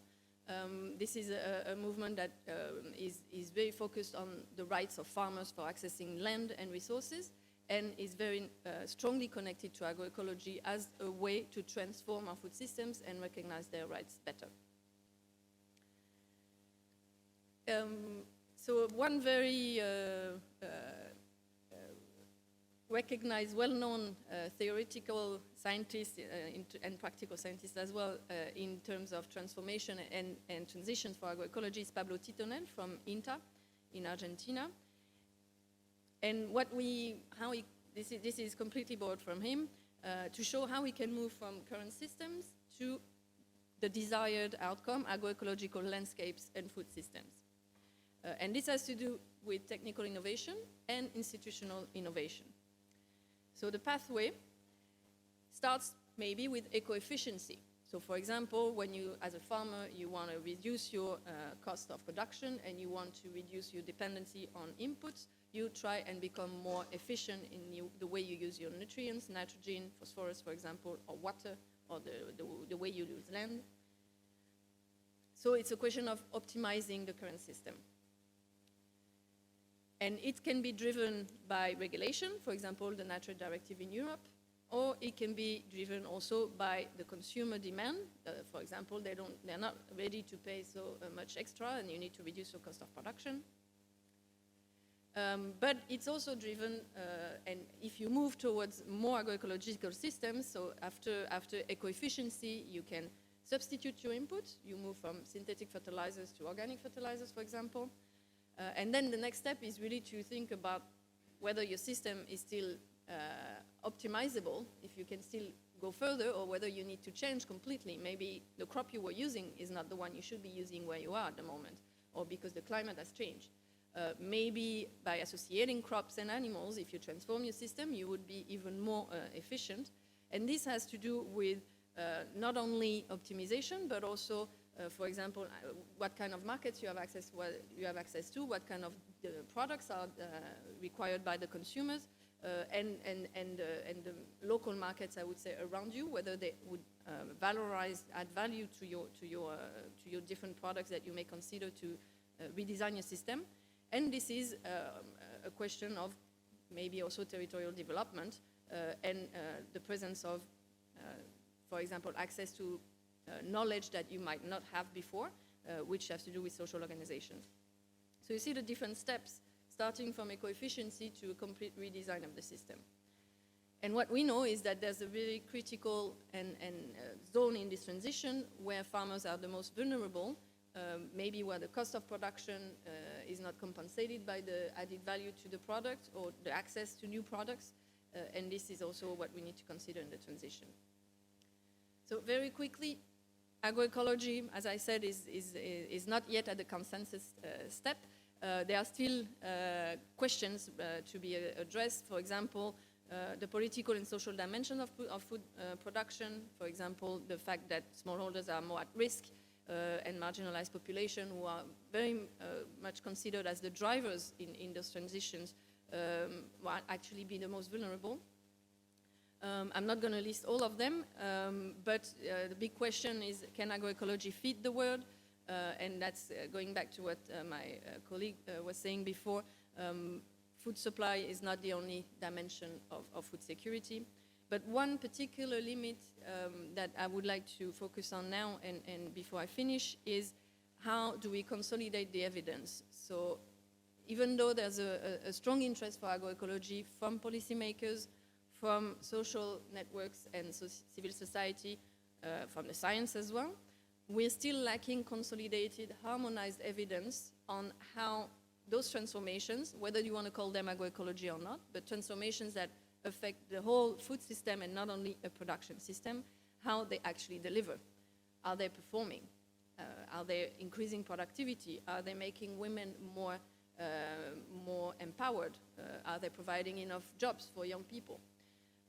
And currently the science on this is quite fragmented, and it only focuses on one or two criteria. For example, climate change resilience and income, or biodiversity and productivity.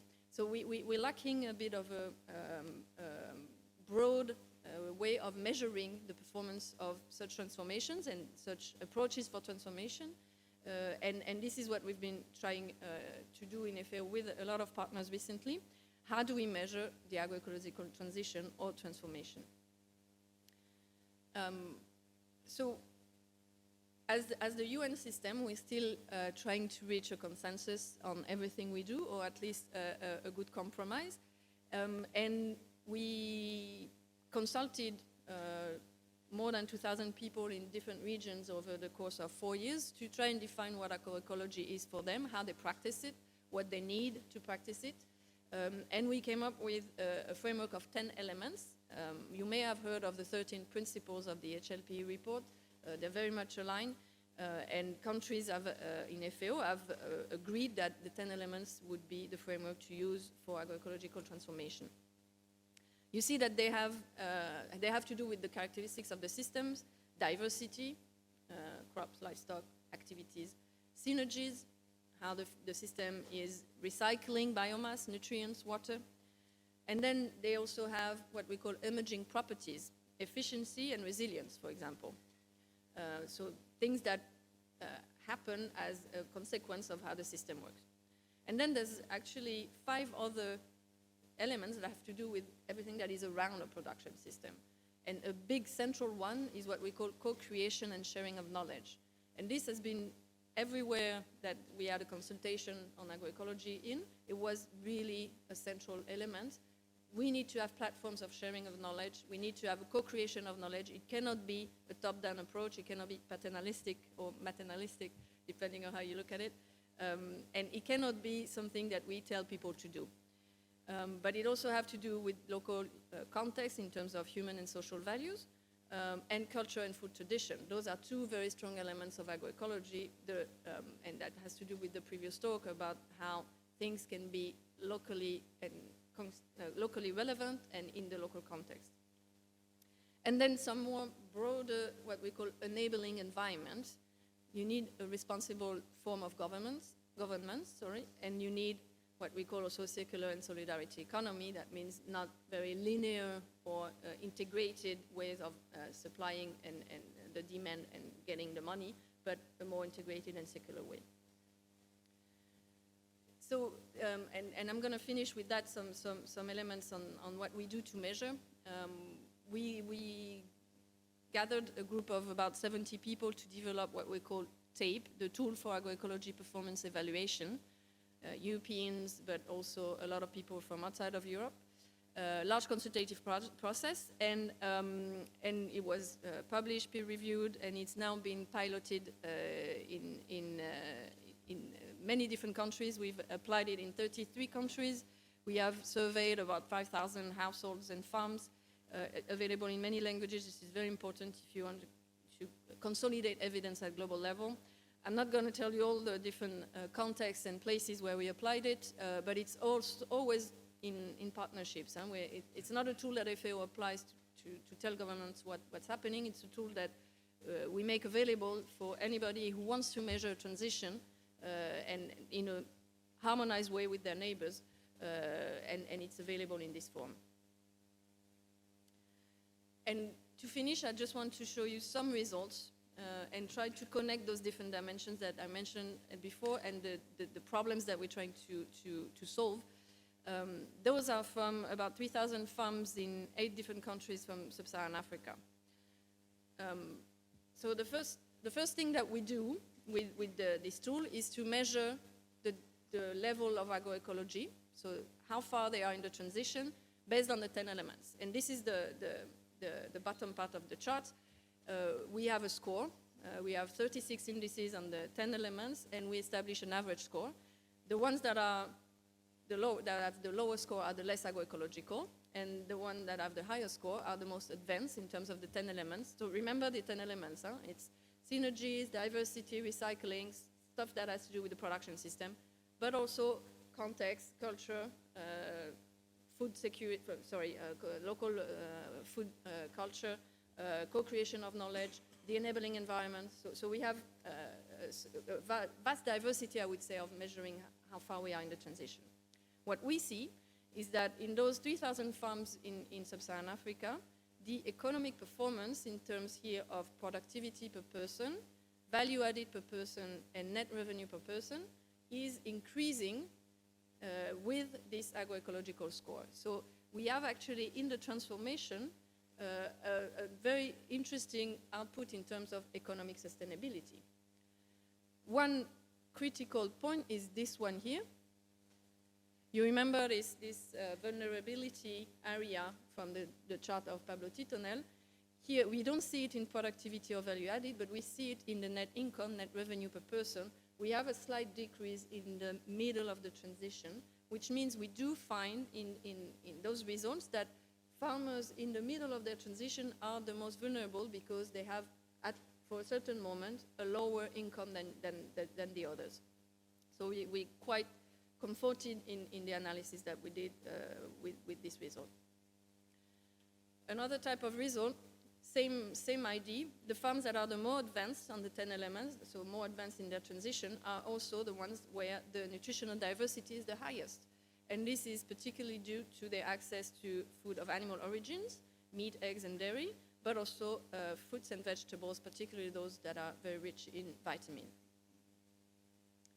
And on another social aspect, those farms that are the most advanced in the transformation are also the ones that offer more more employment and that retain more youth instead of having young people emigrating to the city. Someone may say, maybe it's because they're more labor intensive. So we know that a transformative approach is usually knowledge intensive. In some cases, it can also be more labor intensive. For example, if you're not mechanized for weeding and you have to do the work manually, you're not using herbicides, then it requires more work, and therefore it's a job opportunity for young people, but it's also a job that they might not have chosen. So this is something we need to consider as well. Another way of presenting the results, in case you want to see how the different the individual farms look like, you have here the agrobiodiversity score and the agroecological transition score again.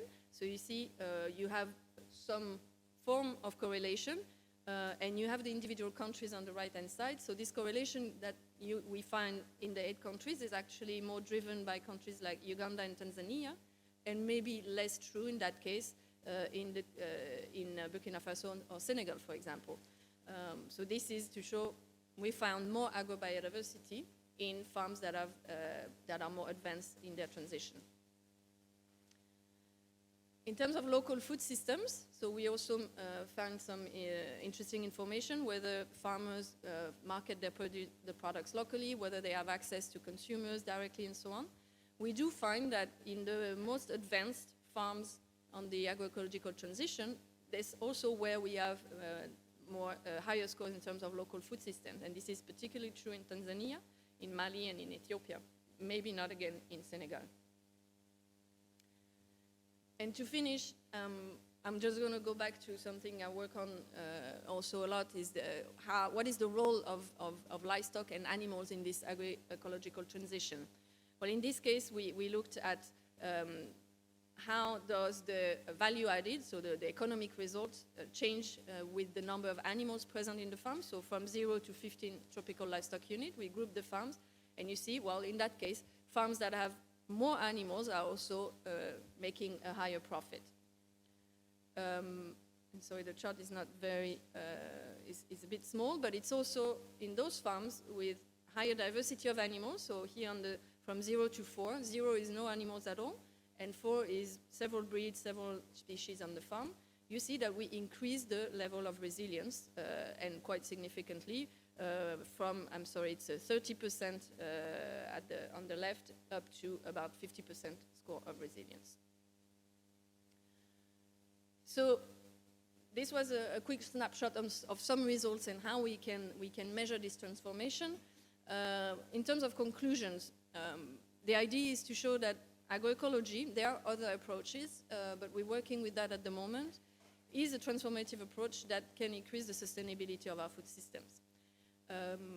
What I hope I was able to show is that the transformative approach, the transformative nature of this approach is in the scope of dimensions it covers, in the variety of actors involved. It's not only about farmers, it's the whole food system, including policymakers and civil society, and the scales at which it works. It's not only the plot or the animal, it's not only the farm, but it's actually way larger than that. I also would like to say that farm animals can play an important role in this agroecological transition, which we sometimes forget, especially, I know that we're going to have some discussions this afternoon about this topic, but it's especially when we look at the Eat Lancet report and the share of animal products in our diets, it's important not to forget that they have a role to play in agroecosystems, especially for adding value, as we showed, but also for women's empowerment, for agricultural biodiversity, nutrition, and soil fertility. And the final point is really about those methods and the evidence. I think that's what I want to show. Multi-criteria tools like the one I showed, they can help address the trade-offs between different dimensions of sustainability.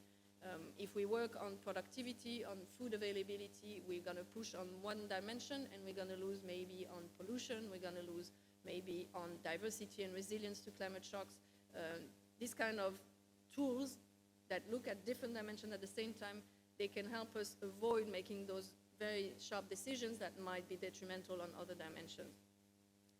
And this is especially important for sub-Saharan Africa, where agroecology is not always recognized as a potential approach to feed the world, but from the results we have, we're confident that we can work with that. Thank you very much.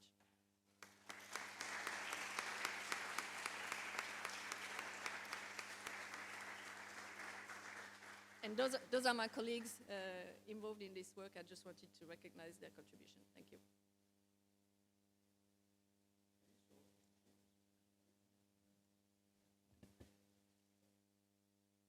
So it's now time for the last speaker of the morning, John Couture of Purdue University.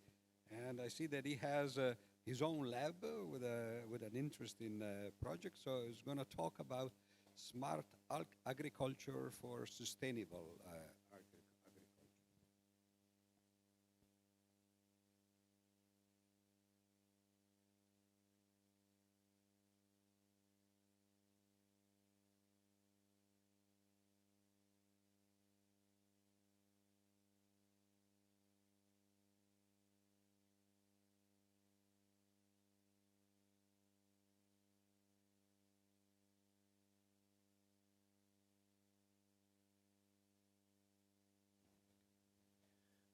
First, I'd like to say thank you for the invitation.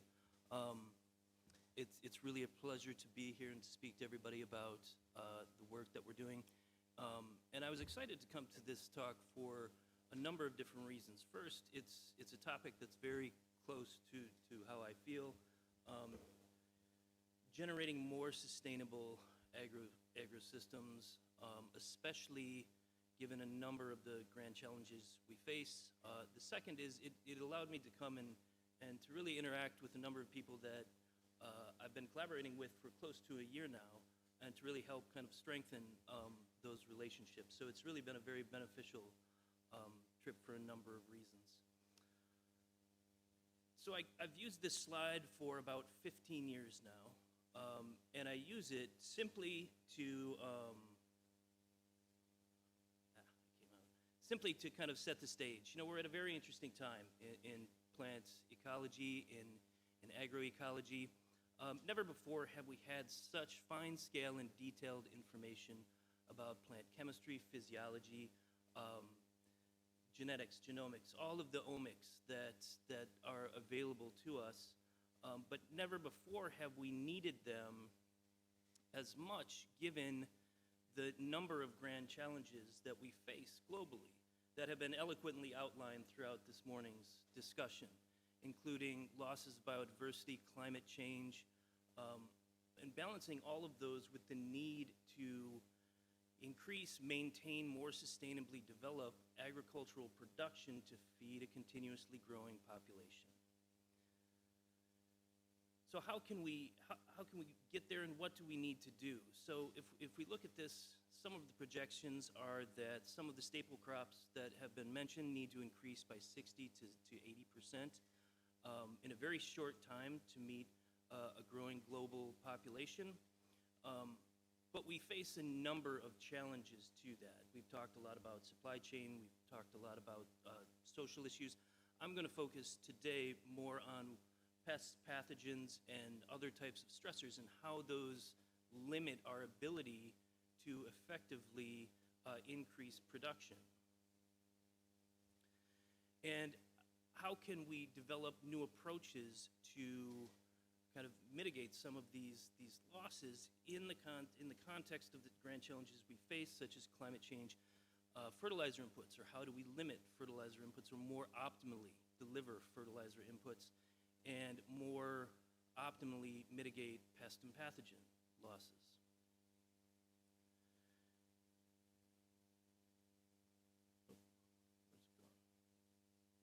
So my lab works quite a bit at the interface between technology and agricultural production in a number of different systems. And one of the goals we have is how can we incorporate technology to help bridge gaps between what are common traditional agricultural practices with collecting information that was previously difficult to measure, whether it's pest presence, pathogen presence, fertilizer input, when do you fertilize.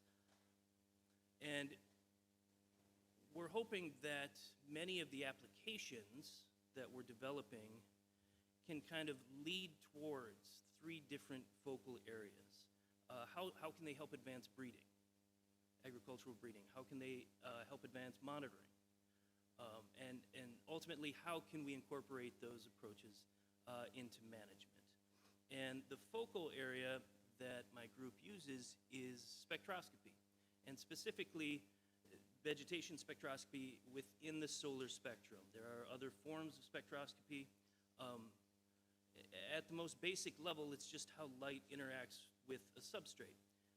And through the way light can bend, stretch, absorb, and reflect from a substrate, you can infer information about vegetation. Changes in the spectral profiles of plants, so if you look at the right, you can see a characteristic. This is what a happy green leaf looks like spectrally. And changes in these spectral profiles are caused by variation in the biophysical, biochemical properties that present in plants in response to different conditions, different environments, presence or absence of pathogens. Importantly, much of the information within this method is outside of what we can see. And you'll notice, so think of your cell phone, you have a red, a green, and a blue channel, and you can easily take a picture. Some combination, some proportion of those pixels get put together to generate the image that we take. You actually do have other channels in your phone if you take filters off, but I would not recommend doing that. If you move past what our eyes can see, you get into things like the near infrared spectrum, right? Things related with cellular structure, palisade parenchyma length. So how thick is a leaf? There are water absorption features in the near infrared as well. And then you have the shortwave infrared system, which is kind of the longer wavelengths of the solar spectrum that are related with non-pigment-based biochemical features, water absorption features, and a number of other properties.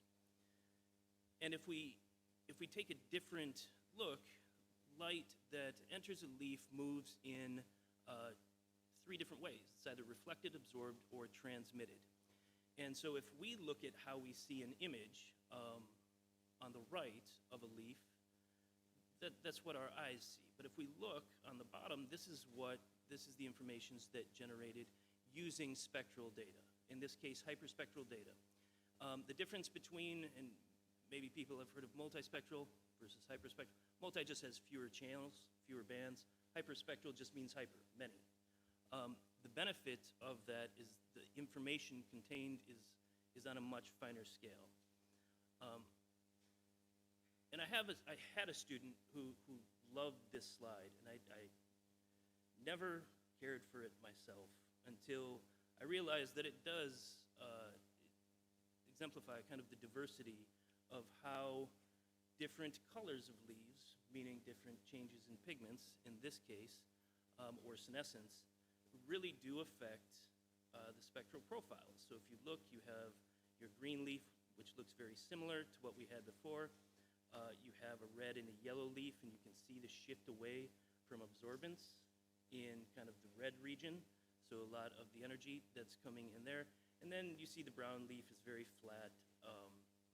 So there's different changes depending upon leaf status, and it's an indicator of changes in biophysical and biochemical properties.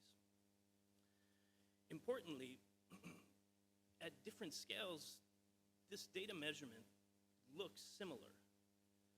So if you look on the top left, we have very controlled leaf level measurements. We have apparatus where we collect, the light angle is fixed, the measurement platform is fixed, and so we're collecting a very, very controlled measurement. If you look on the right, we've moved back, so we're no longer in contact with the plant itself. We're collecting it above the canopy.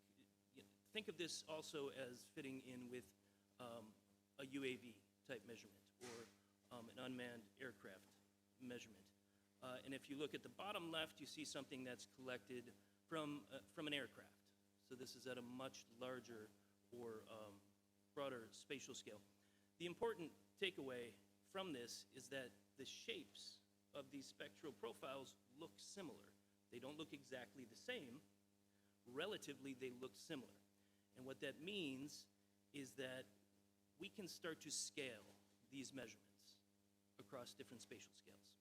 So we can move from leaf level to proximal levels to different manned aircrafts to satellite imagery and retain similar types of information as we move across those different scales. Meaning that if we can collect fine scale information on very specific physiochemical responses to stress, the ability to scale that information into manned aircraft or satellite imagery remains. What that also means is that we can start to develop approaches and questions at different spatial scales and use this method to understand plant responses to different environments at the level of leaf, canopy, and landscapes, so we can start to address questions that range from individuals to populations to communities.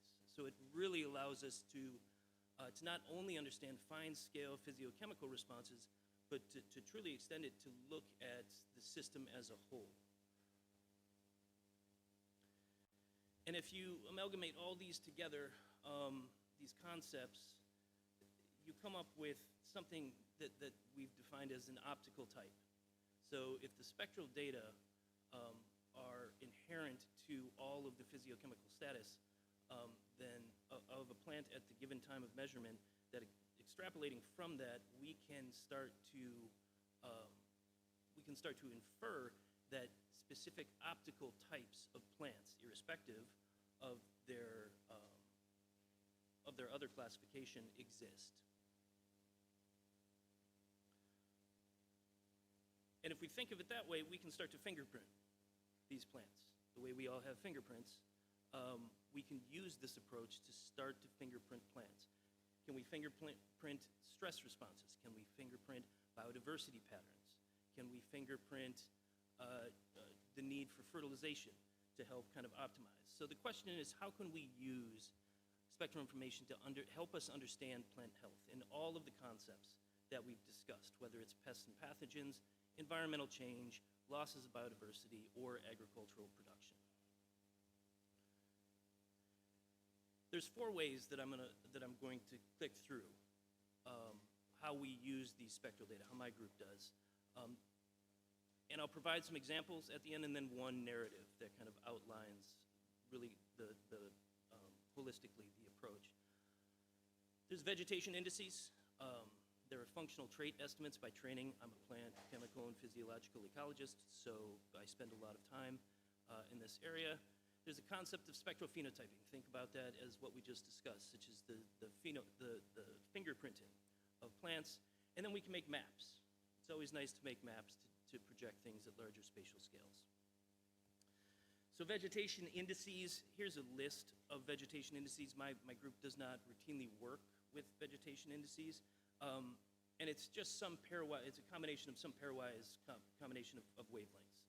This plus this divided by this minus this, or any number of mathematical constructs to get to an index that people that can then relate with some condition of the plant at a given point in time. There's a number of them. The presence of green biomass.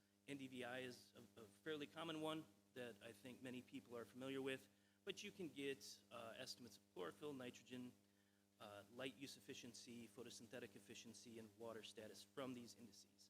And I have one example to show why I don't particularly use vegetation indices a lot as an indicator of plant health. And in this particular study, I had a student who was interested in looking at functional defense responses to Hessian fly in resistant and non-resistant wheat lines. It's easy enough just to plant them when they won't be there, but for many of the resistant varieties we were interested, is there a functional response? There's a known genetic gene-for-gene interaction, but what's the presentation of the functional response that does it? So we use spectral data to characterize a number of those traits. Easy enough, we could generate NDVI, which is a measure often used to relate with plant health. The higher the level of NDVI, generally assumed, the healthier the plant. On the left, you have the non-infested plants, okay? And this is only in the susceptible weed line. On the left, you have a non-infested plant. On the right, you have an infested susceptible plant. If you look at the number, the NDVI value calculated for 4 days post-infestation, very similar, right? The A's are there. However, 12 days post-infestation, we see that the infested plant, the NDVI, does not drop. It's statistically similar to the non-infested plants, right? Meaning that it's presenting as if it were healthy. Whereas the non-infested plant, you see a decline in NDVI that happens through just a general developmental progression, right?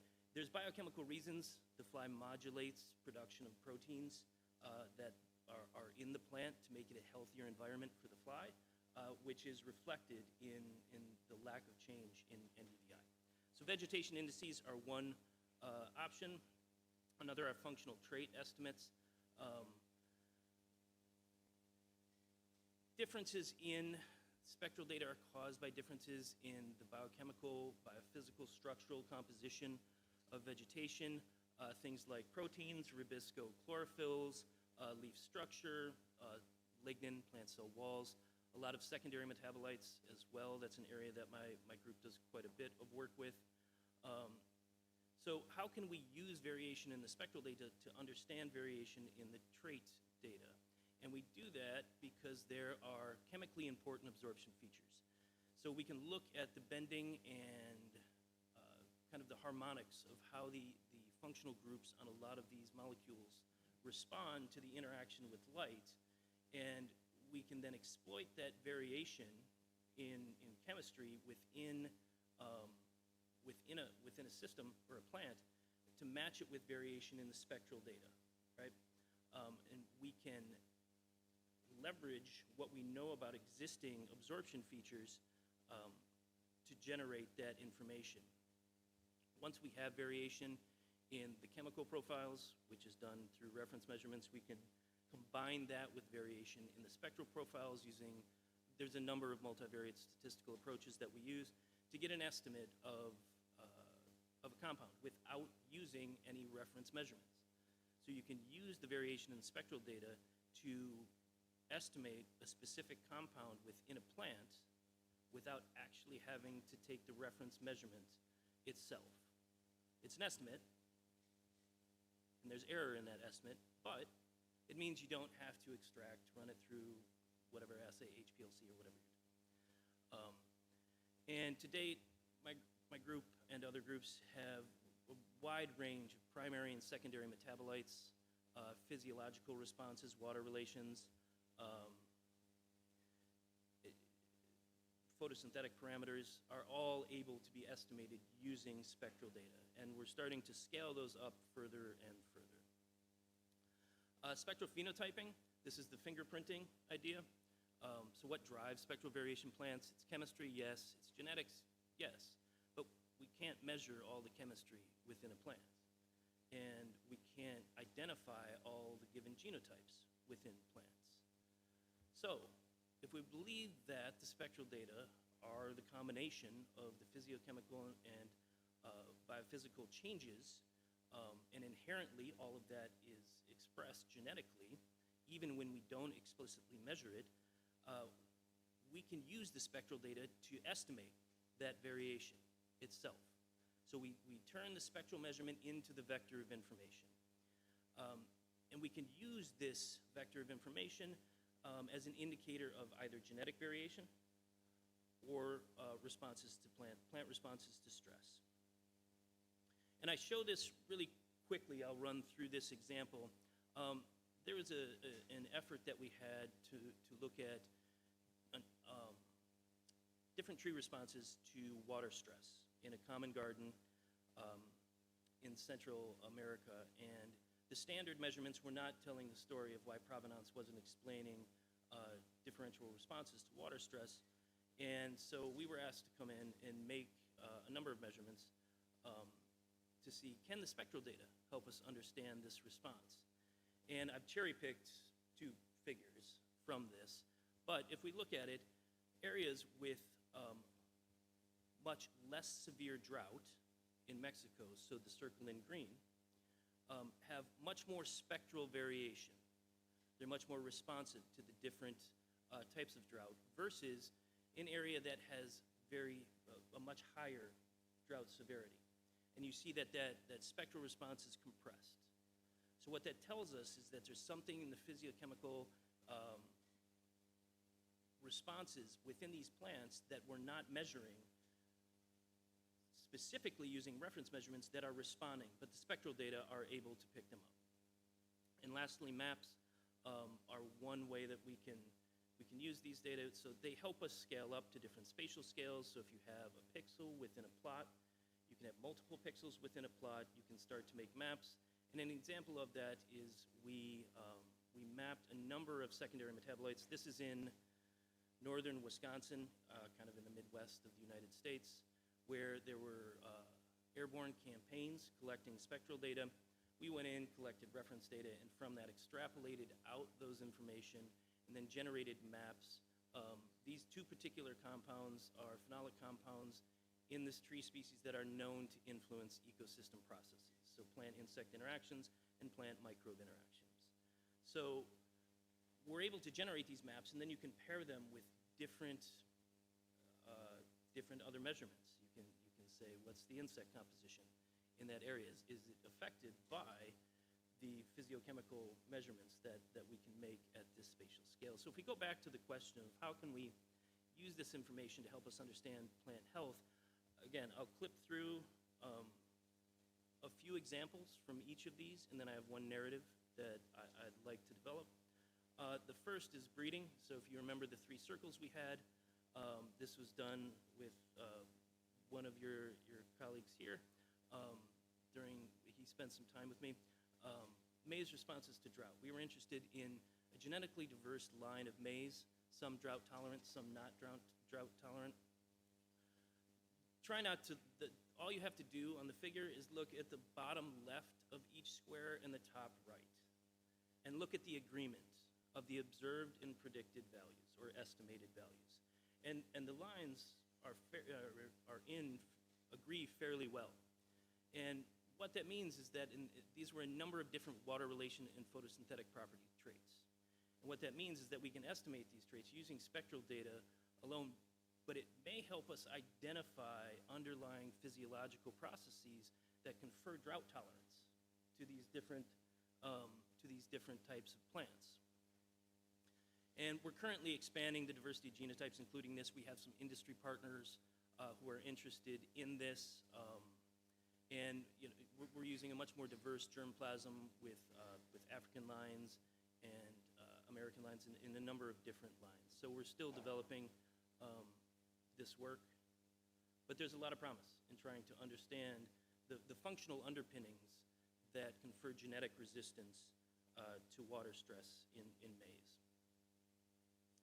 So there was talk earlier of loss of nitrogen, or in this case, wheat. In America, wheat is prolifically fertilized to get minimal, more and more, less and less gains, it seems, every year. So what we did is we looked at a line of wheat plants that had different nitrogen use efficiencies. And in this particular case, we started by developing a model that estimates nitrogen within the vegetation itself. After that, and the model agreement was fairly well, so we're comfortable that it can estimate nitrogen. After that, we substituted what would normally be used as end-of-season nitrogen values with our mid-season nitrogen estimates from spectral data to calculate nitrogen use efficiency. And the agreement, although there is a heavy bias on the slope, it is very strong, meaning that you no longer need to collect, one, you can identify low and high levels of nitrogen, and 2, you can substitute what typically would be a more labor-intensive measurement using spectral data and get a similar answer. And if you normalize both data sets, the agreement turns out to be about 99.99 is the correlation. So what that means is that if we're looking to, one, breed more nitrogen-efficient plants, we can use this approach to estimate nitrogen use efficiency. And by doing that, we can then start to optimize fertilization regimes.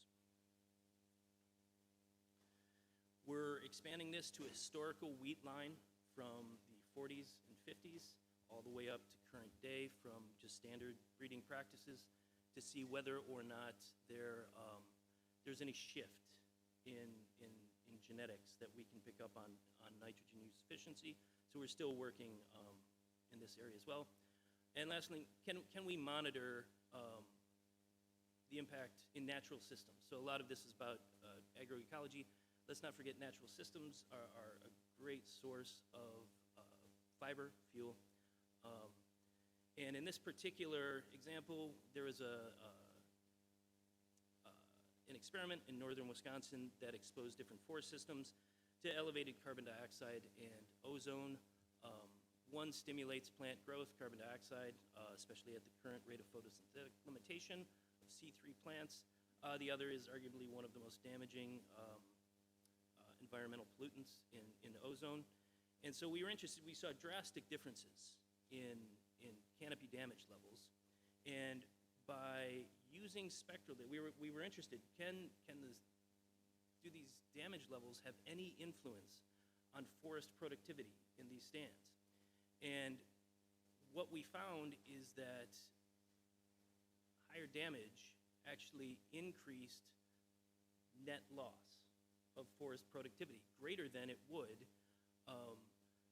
not in in arithmetic. It was more than a doubling. So we saw greater losses in those areas.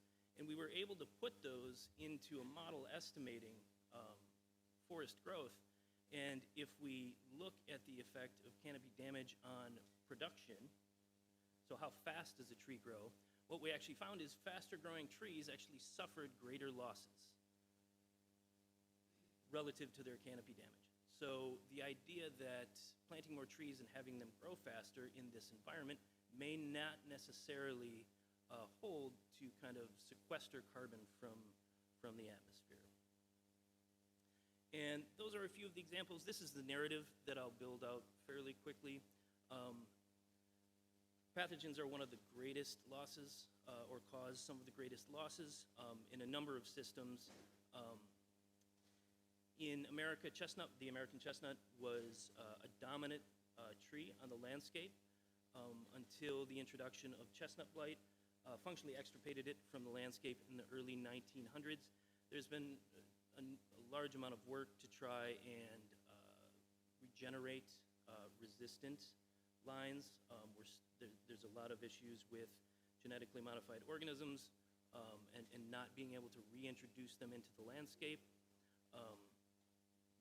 But there's still quite a bit of work. How can we reintroduce this tree onto the landscape? So it still exists on the landscape, but it fails to recolonize. It's a very sad-looking tree after it's done. And generally, the trees can grow until the bark splits, and then the pathogen enters. And you'll see initial stem you'll see a stem canker preceding crown dieback. This all came up because we were measuring, like PISA, we have, and Purdue has a number of land holdings, and a number of them are forested. And in one of those, there was an experiment where different tree species were planted at different spacings to simulate different levels of competition.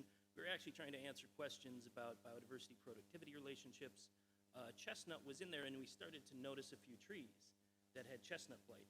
We had been flying UAV measurements quite a bit, and we continued to fly. I should say a lot of this work was done by two former postdocs of mine, Dr. Ali Masjedi, who is now with Bayer Crop Science, and Baroque Naziri, who is now with NASA. But the whole concept was, can we characterize the spread of disease in a long-lived species, opposed to an annual species, a crop species that's harvested at the end of the year? Can UAV-based measurements track this disease progression? On the left are examples of different scores for the damages, for the damage types we saw. And on the right, you can see this is the number of trees in each class. So if you have 0, 1, 2, 3, and 4, the different colors correspond to different years. So we were able to capture the disease progression fairly well during the 3 time periods that we measured. And what was flown was a UAV fitted with high-resolution hyperspectral sensor, RGB, and LiDAR as well. So light detection and ranging gives you kind of a geometric structure of terrain. And using LiDAR, we're able to segment out individual trees. And we can segment out the canopies of those trees. We can do the same thing in different cropping systems. Once we identify the individual trees, we can locate the pixels that we're interested in. We can then extract those pixels. We normalize them to compare them across years. What we can then do with that information is, if we remember the fingerprint idea or the spectral phenotyping, we can put them into different classification algorithms. Everybody seems to have a favorite one. In this particular case, we use support vector machine just because it makes more sense to me. And then we can see, can we separate out disease trees from non-disease trees? Can we separate out different classes of disease? So if we bin these data into, you either have a disease or you don't. So a 0 compared with all other scores, we're at roughly about 75% agreement, or 75% accuracy. And this is irrespective of us reducing bands, so whether or not we keep in a large number of bands or we reduce the number of bands. And this holds for June, July, and June, August, and September, the different flight times that we had. as we add classes, we can see our accuracy start to decline. And as we move to 4 classes, all of the classes we had, we can see we're getting closer to a 50% accuracy, so more of a kind of a coin toss on whether it has it or does not have it. You can still see the corners are well estimated, but I attribute this to the spork conundrum. And is there spork? Spoon, fork, you combine the two, spork, it's kind of a spoon with tines in it. But what we're asking is a computer algorithm to differentiate something that we understand, but it obviously cannot, because it doesn't have, it's an algorithm. And I think that's an important context that we should all remember, is that for as much as promise as technology has, it still is important for inference of individuals to really make it meaningful. And so if we look at the progression, and I'm going to click through these pretty quickly, what I'd like you to see is the color change for each year. So if we have our scores in 2018, you can see that there's much more yellow than there is red. And this is June, August, and September. We can see that the red starts to progress in the next year. And by 2020, we can see that the majority of the trees, this follows very nicely that U-shaped pattern that we had on the number of individuals within each class. And importantly, there was quite a bit of there was a strong, significant relationship between the two, between what was a 0 and what was a 1. So we're fairly confident that this approach can track disease progression in a long-lived species. Lastly, we'll look at a monitoring. Not a recently invasive insect in the United States, spotted lanternfly, was discovered in 2014 on a stone shipment from Asia. The United States had imported Alanthus, which I know you all have here, a number of years ago as an ornamental, but we've seen it spread pretty rapidly, and this is if you look at the right, this is the predicted area based on temperature that lanternfly will be able to move. It causes a lot of concern in the red area east of the central, simply because there's a lot of hardwoods that lanternfly likes, and high-value hardwoods. It was found in Indiana, where I lived last summer. We're working with people closer to the epicenter to see whether or not we can generate canopy spectral data to differentiate trees that are infested versus trees that are not infested. And what we found, if you look at the diamond, that's the heaviest infested, so that would be on your far left. And then the circle has no lanternfly on it. But you can see the separation as the number of lanternfly that are on the tree, and they were maintained at a specific density. We see that the canopy spectral data start to diverge, suggesting that we're able to then use these data to identify different infestation sites at a landscape scale, if we can scale this up to satellite imagery. So in conclusion, there's a lot of promise in reflectance spectroscopy, vegetation spectroscopy, to rapidly measure biochemical, physiological aspects of a number of ecosystems that are difficult to measure, time-intensive, labor-intensive. We can make measurements in living tissue, so there's no destructive sampling required. We can monitor plant responses to stress, better understand spatial variation in a number of important plant traits that influence ecosystem processes, and we can link this genetic information in a breeding context to help develop more stress-tolerant plants. And with that, I'll thank my lab collaborators and everybody else.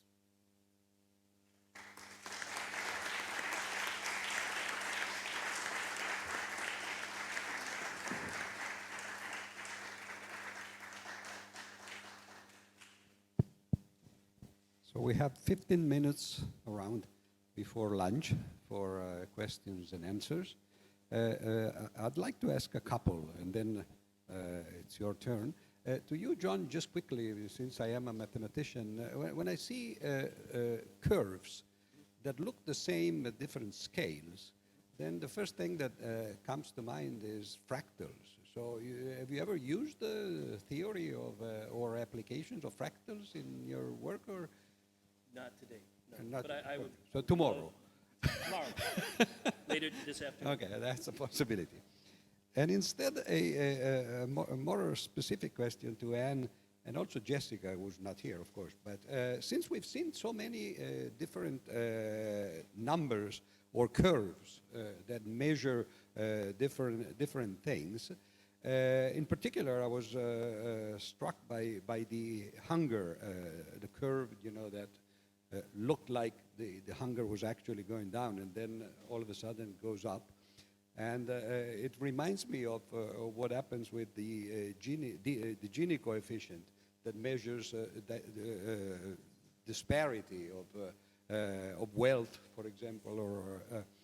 And again, one would hope that progress, so to speak, would actually go for the better.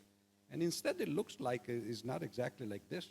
Things go for the worse, which is, after all, the second law of thermodynamics, right?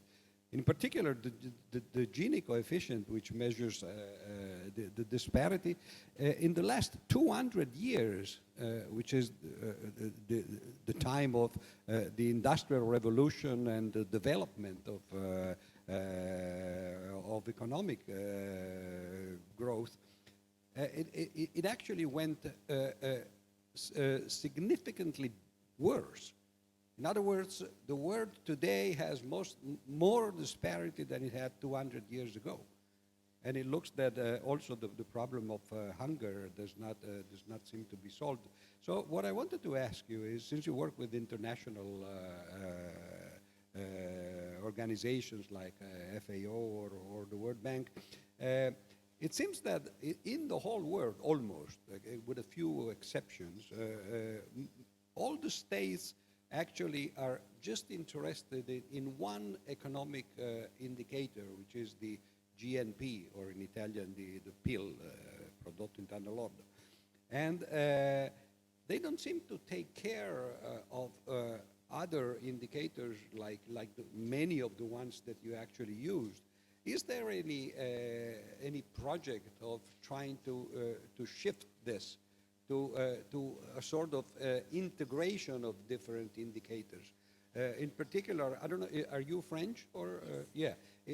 Sarkozy, for example, a few years ago had a panel with Fitoussi, who was his economical advisor, and a couple of Nobel Prize winners in economics.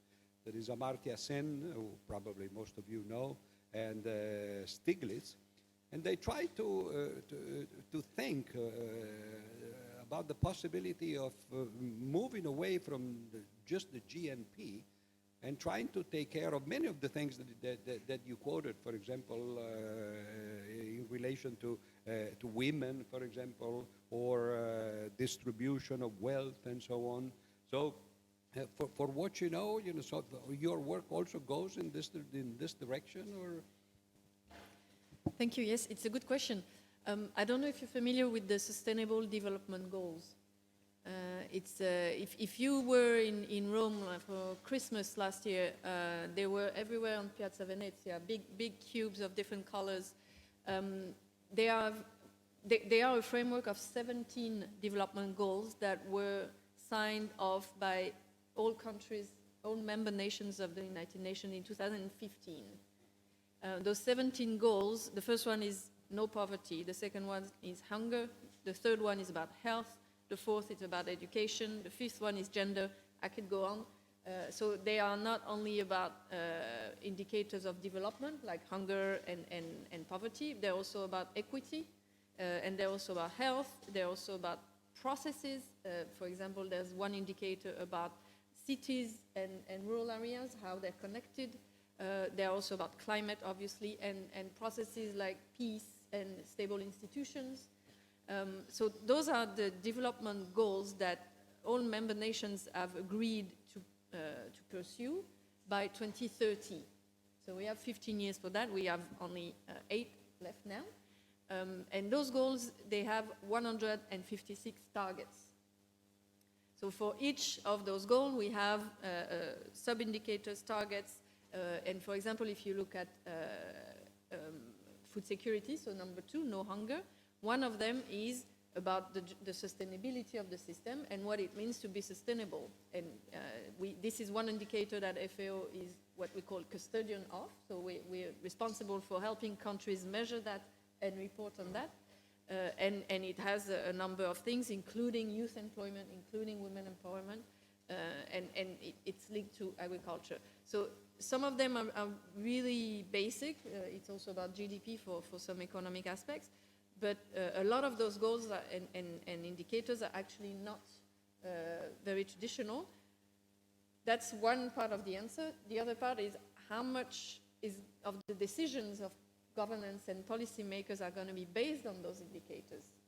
And if you're a Ministry for Agriculture, are you going to invest in something that is going to make women more empowered in agriculture, or are you going to invest in something that is just going to produce more?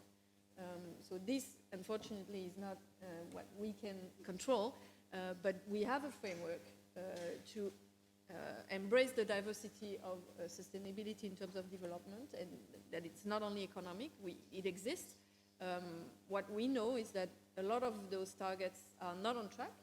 So if you remember that chart I showed on nutrition and the 2 other forms of malnutrition or food insecurity, the prevalence of stunting, so children who are not growing as fast as they should, is one of the indicators. And we're not on track. It's reducing, but we're not on track to achieve the target for 2030. Not even talking about 0 stunting, and we're far from that. So it's a preoccupying moment, but we do have a framework. The results of monitoring with this framework are not only positive at the moment. Yeah, the trouble is that government should actually take care of this, and it seems that practically no government in the world, the only 2 exceptions that I know are Bhutan on one side and Uruguay with Mujica on the other side. And everybody else, just seems to focus on the economy, and of course, this is not the way to do it. We still have a few minutes, so if you want to ask questions in English or in Italian, or any other language, of course, then. Oh, okay. So thank you. My name is Paolo Barberi, and as a coordinator of an agroecology research group and former vice president of Agroecology Europe, I cannot be anything else than pleased by your plea for agroecology. But at the same time, I'm also very much interested in technologies. So my question, which is basically addressing both of you, and thank you for your very insightful presentations, is it is clear that we are at the brink of a big change. We don't know yet the direction of this change. And if we look back at the history of, let's say, both natural sciences but also human, natural history and human history, we see that although we are talking about a transition, the usual situation is that often we have a dramatic and a sudden change, right? So usually big changes happen with discontinuities, right? Whether it is for climate or whether it is for mass extinctions or other type of changes. So the fear I have is that we are following on the same pathway, and when it comes to agri-food system, there is a kind of polarization. We have, let's say, agroecology on one hand, and we have a technocentric approach to change on the other hand. But I think that never before it has been clear, in my view, that the 2 approaches can be merged. So in Europe, we are talking about digital agroecology, for example, as a way through which we can take the best out of these technologies for monitoring, but also for managing agri-food systems and matching it with the systemic approach that agroecology is promoting. So I'd like to know your perspective, and you think that in the end, we are going to have the usual clash between two opposite visions of what the future should bring us, or is there a real possibility to merge these two approaches, and how can we facilitate this merging? Thank you. Go ahead, please. Well, thank you for the question. Personally, and in FAO, we don't see an opposition between technologies and innovation and agroecology. We also don't see innovation as only technological. Innovation in institution is also very important for the transition or the transformation. But I guess in practical terms, there are many aspects where technology and or digital agriculture contributes to an agroecological transformation. First and foremost is information. Just, you know, the fact that we need a very accessible information, and sometimes even very timely, is part of the transition. Resilience is one of the 10 elements of agroecology. And for example, what we're working on early warning systems for drought in the Sahel for pastoralist population. So as soon as you can, it's digital-based information, it's based on cell phones, it's based on managing databases and so on. And for me, this is a very easy way to look at how we can support transformation, in this case resilience, but also in terms of efficiency. Another case is, and this is not an area that I know very well, but I know that blockchain is very important, and I think I understand, but I'm not sure yet, in terms of certification. And this is very important in the transformation when we want to connect producers and consumers a bit more, and you know, making maybe the role of big companies in the agri-food systems a bit less driving in the way we eat, and this connection can be easily managed with a certification systems that is not based on intermediate steps, but immediately connecting producers and consumers. Those are two very different examples, but I don't see an opposition.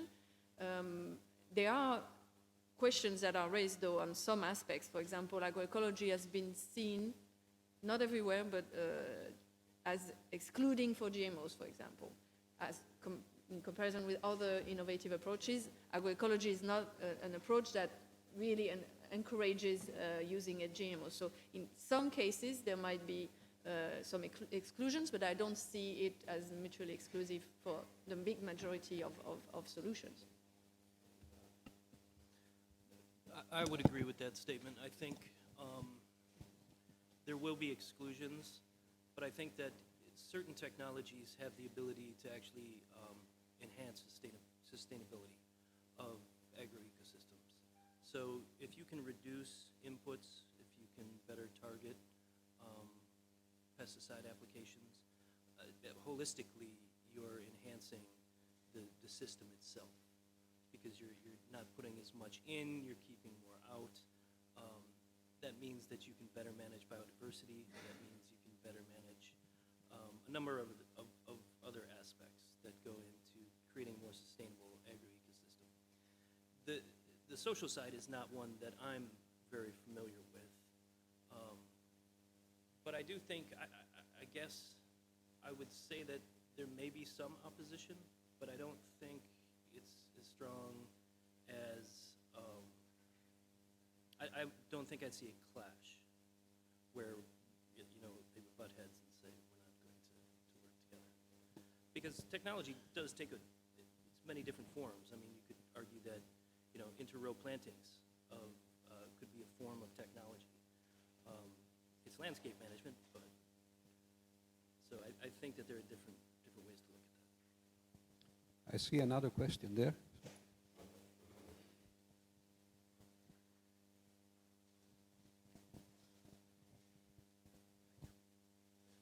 So I was very impressed by the table that you present about the food distribution around the world, and it's scaring to think about the food wasting, where there is a lot of distribution of food.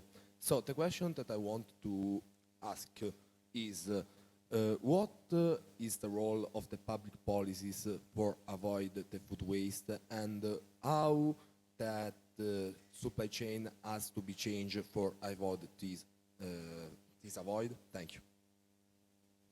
That's a very good question. I did not touch on that at all, but food waste happens, and losses, it's not only about waste, it's also about losses, happens at every stage of production, and it differs between different regions. In Europe, we waste a bit more at the consumer level, but also to some extent at the harvesting stage. For example, fruits and veggies that don't look good, they're lost. They're lost for the food system. In other regions of the world, sometimes the losses happen at production level because of diseases or pests. So you lose part of the production because you need better animal health, plant health. So public policies, they can intervene on all of this. For consumers, it's about information. For farmers, it's about the availability of vaccines or ways to treat diseases or pests on plants.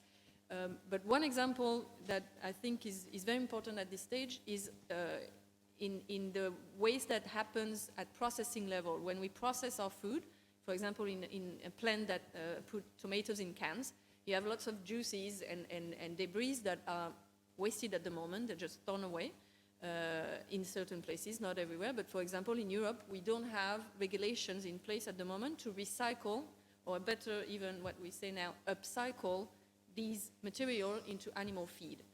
In other parts of the world, for example in Japan, they've been recycling way more than us. They've put regulations in place with specific heat treatments for those materials, so they can be used and certified to be used as animal feed. And this has reduced, I think, up to 50% the waste they have in agri-food production. So it's public policy. It's about information, it's about R&D, it's about access for farmers to inputs and so on, but it's also about regulations that you put in place so you can use some of the material in a better way. And I think in Europe we can progress on this aspect a lot. Any other questions? Should I ask somebody to ask a question? Well, okay. That's it for this morning.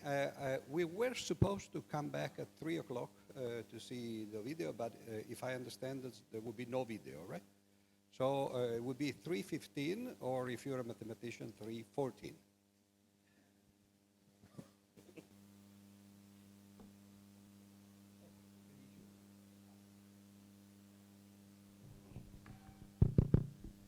Okay, so we can resume our work.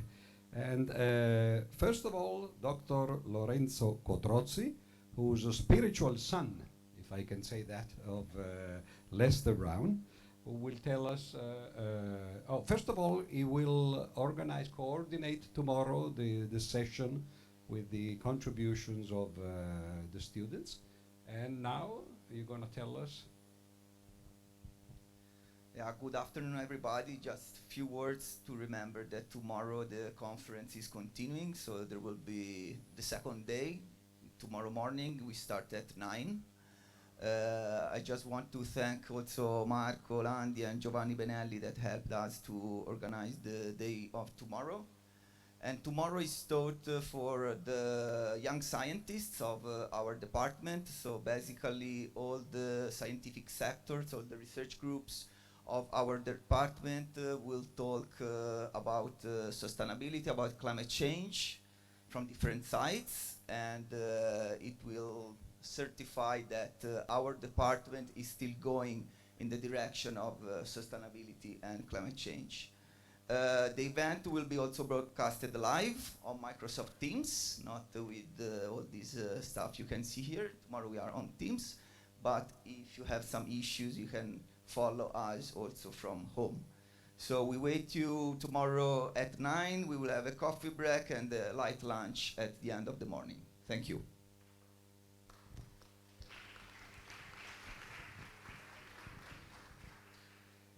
And now a little surprise, which I introduced by telling an anecdote. I don't know if you know the writer Max Aub, who was also an artist and a famous, he was also a writer. And he wrote a book, a very interesting book, which is called José Torres Campanas. It's the biography of a Cubist painter, including a number of pictures of his paintings and a complete catalog of all the exhibitions he made through the years. And the book was published. Many people bought it. People went to see the exhibition of this painter who died quite young. And then eventually it was discovered that this guy never existed. Max Aub invented everything. So now I've just been told by Giacomo Lorenzini that this is also the case with Lester Brown. You all thought, you're too young to know, right? But Lester Brown doesn't exist, right? He never came 30 years ago to take the lecture, to give the lecture, right? And now you will do as Max Aub. You're going to show us fake pictures of Lester Brown, right? But don't believe it because they're not true. Of course, we are joking. Lester Brown existed and was here some years ago. Unfortunately, today is not able to be here with us. We have not been able to connect with him. Unfortunately, we are sorry about that. But we can we can see, just a couple of minutes, don't worry, please, the slides of the event in 1991. It was February the 14th. And on the left, it was Professor Modica, Luciano Modica, and he was a dean of the Agricultural Sciences. In the middle, Professor Lester Russell Brown. On the right, Professor Luciano Jacoponi was an economist, was the dean, the president of this faculty. The next one, so Lester Brown was here, you can be sure.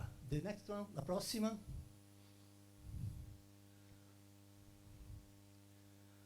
And we are in the main building of the La Sapienza, and in the middle we can see Professor Elia, Gianfranco Elia. He was the rector at the time, and on the desk the academic senate of the University of Pisa, and the cardinal, all the authorities, and the next one, Professor Rector Elia is giving the motivation, is going to read the public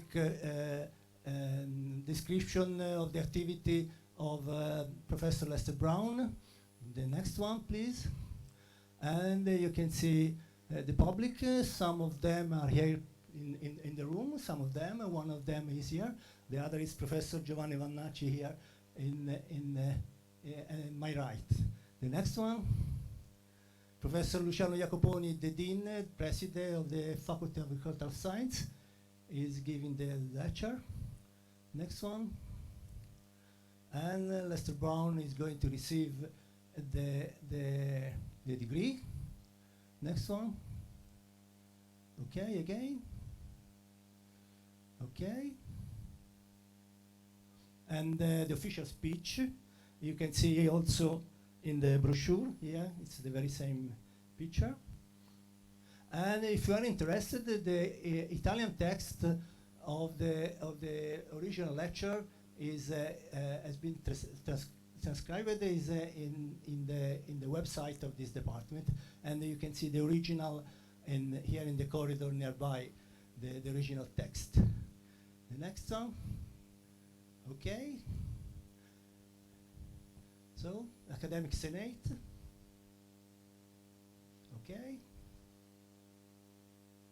Okay. Okay. Back again, sorry. Those are the previous deans of this faculty. Professor Picci, microbiologist, Professor Crovetti, entomologist, Professor Benvenuti, agronomist, Professor Gallopini, enologist, and Professor Panattoni, economist. Okay? Okay? In the middle, and is Mr. Valdo Spini, at the time was the Minister of the Environment of the Italian government, Valdo Spini. He was invited at the conference. Okay? Okay, that is all. Thank you.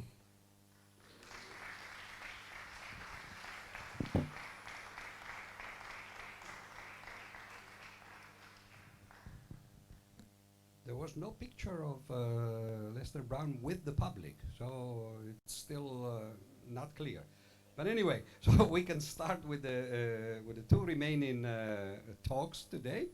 The first one is Michele Morgante with new genetic technologies for sustainable agriculture, and I think it's in video, right?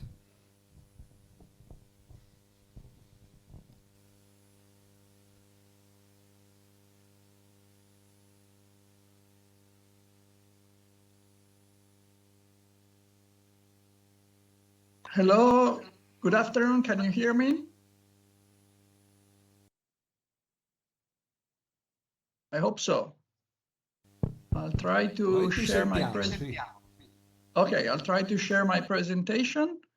First of all, I'd like to thank the University of Pisa for inviting me to give this presentation. It's an honor to talk about topics that are quite closely related to what Lester Brown has been pushing for over his entire career. So I'll start from an editorial that was published last year in Nature, Ecology and Evolution. Sorry, just a second, because I think I need.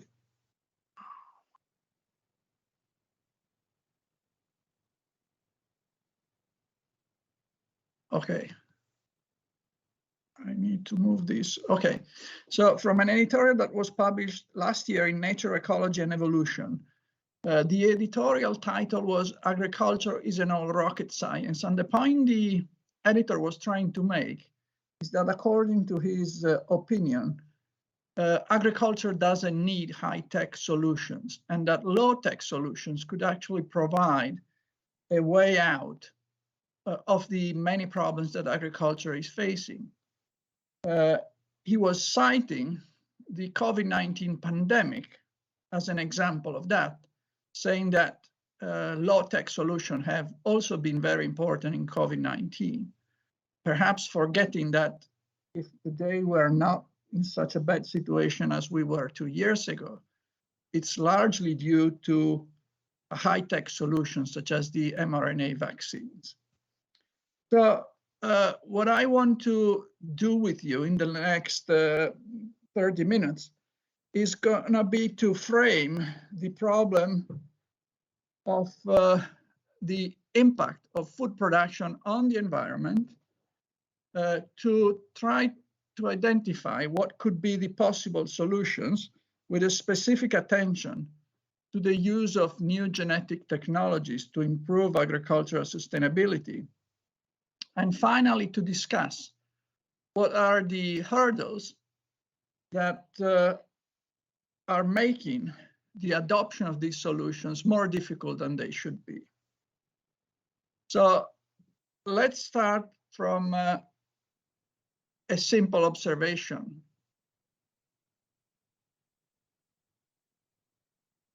And I'll start from an equation that has been developed by an economist from Cambridge, Dasgupta.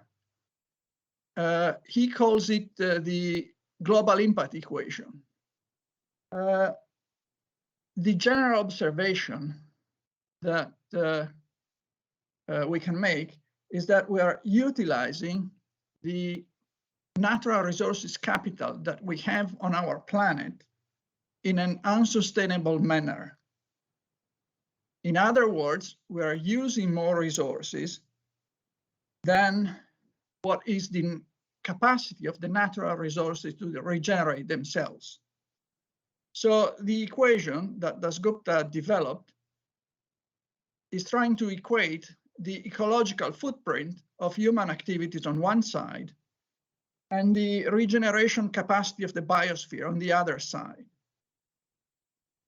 The ecological footprint is provided by the term n times y divided by alpha, where n is the world population, y is the per capita human economic activity, and finally alpha is the efficiency with which we can exploit natural resources. So the efficiency with which we take natural resources and convert them into GDP. On the other hand, on the other side of the equation, we have the biosphere regeneration capacity. So it's basically the interest rate at which the biosphere is capable to regenerate natural resources. So what Dasgupta is telling us is that today we are consuming 1.6 times the natural resources that the biosphere is regenerating every year. In other terms, we can think about it as if we had €1 million in our bank account that provides an interest rate of 5%. So we get 50,000 euros of interest per year, but we're spending 80,000 euros per year. If we keep doing that next year, we will no longer have 100,000 euros in the bank account, we'll have 97,000 euros. And that will produce a lower interest in the following year. And if we continue to do that over and over, the capital of natural resources will go to zero. So what can we do to bring the equation to equality? Well, if you think about what the terms are, it's difficult to propose to decrease the world population. It would also be not very popular to propose to decrease the GDP per person. But we can act on alpha. We can act on the efficiency. And that's basically the only term we can act on. Acting on efficiency means changing political choices, and it means using science and technology. A significant portion of the environmental impact of human activities is related to food production. It's something that we don't often realize, but food production is environmentally expensive. Food systems are responsible for about 1/3 of all the greenhouse gas emissions. The largest contribution of these do not come from the food transformation activities, so the supply chain activities. They come from primary production, from agriculture and from land use change activities. Not only food production has a large impact on the environment, but sensitivity analysis performed by economists are telling us that if we act on food production, if we act on dietary choices, if we act on land use change, we can have a greater impact for a reduction of the environmental footprint than if we acted on other sectors of the economy that we more often think as crucial, such as manufacturing, such as energy production, such as energy efficiency of buildings. So there is clearly the possibility to act on food production to decrease the environmental footprint of human activities. I just want to show you how land use change has changed over the last 300 years. From this graph, you can see that we have increased the surface of our planet dedicated to cropland. We have increased the surface of our planet dedicated to pastures. And in parallel to these increases, we have decreased the areas dedicated to forests. We have decreased the areas that are dedicated to savanna and grassland. Suffice it to say that in 20 years, between 1980 and 2000, we have increased the agricultural land by more than 100 million hectares in tropical areas, which are those that are richest in terms of biodiversity. It's a surface that is equal to 3 times the surface of Italy. Or to give you just some other figures, think that pet food production alone uses about 1% of the global agricultural land, which is twice the area of the United Kingdom. And that animal farming alone uses 77% of the world agricultural land. So to use an example which is very familiar to us, I want to use a life cycle assessment analysis that has been performed by a group of British economists on the environmental impact of the production of a loaf of bread, something that we're very familiar with. It follows the production of a loaf of bread from the moment I put the wheat seeds into the field until the moment that the loaf of bread reaches my table. And no matter which aspect I look at, in terms of greenhouse gas emissions, energy consumption, water consumption, what the life cycle assessment analysis tells us is that 2/3 of the impact are due to the primary production alone. So from when I put the seeds into the field until when I collect the wheat seeds to produce the flour, and 1/3 only is due to the supply chain that comes downstream of the agricultural production. And of those 2/3 of the impact that are due to agricultural production, another 2/3, which corresponds to about 45% of the global impact of the bread loaf production, is due to one factor alone, and that's the use of nitrogen fertilizers. It's clear that if I want to decrease the environmental impact of food production, I need to know very precisely what is the weight of each of the production process steps so that I can act on those that have the biggest weight.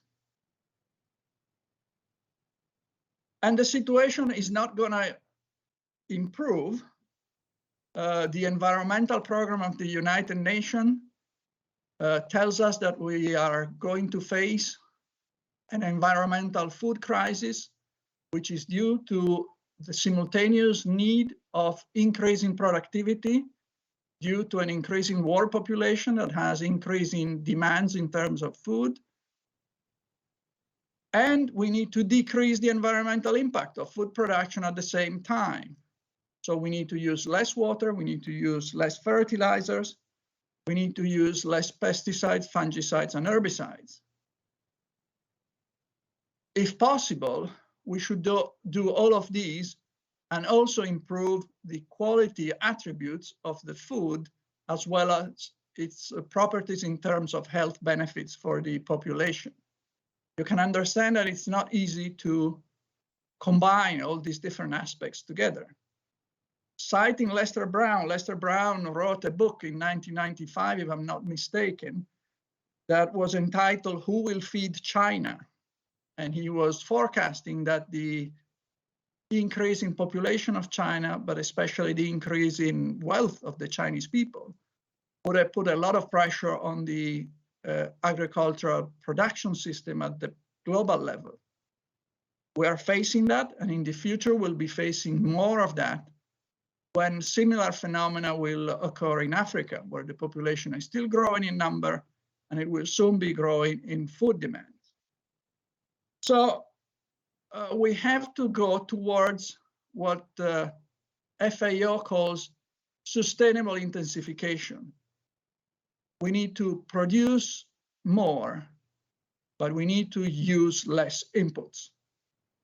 And while some people say that we do not need to increase agricultural production because we could make significant savings by reducing food wastes, and we could also make significant savings by decreasing the consumption of meat.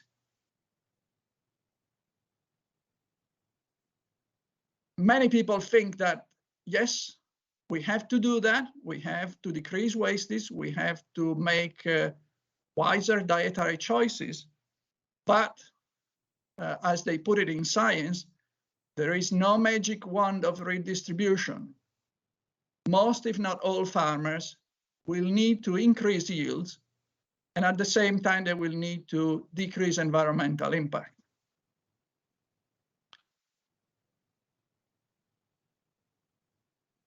In this scenario, we also have to take into consideration the effects of climate change.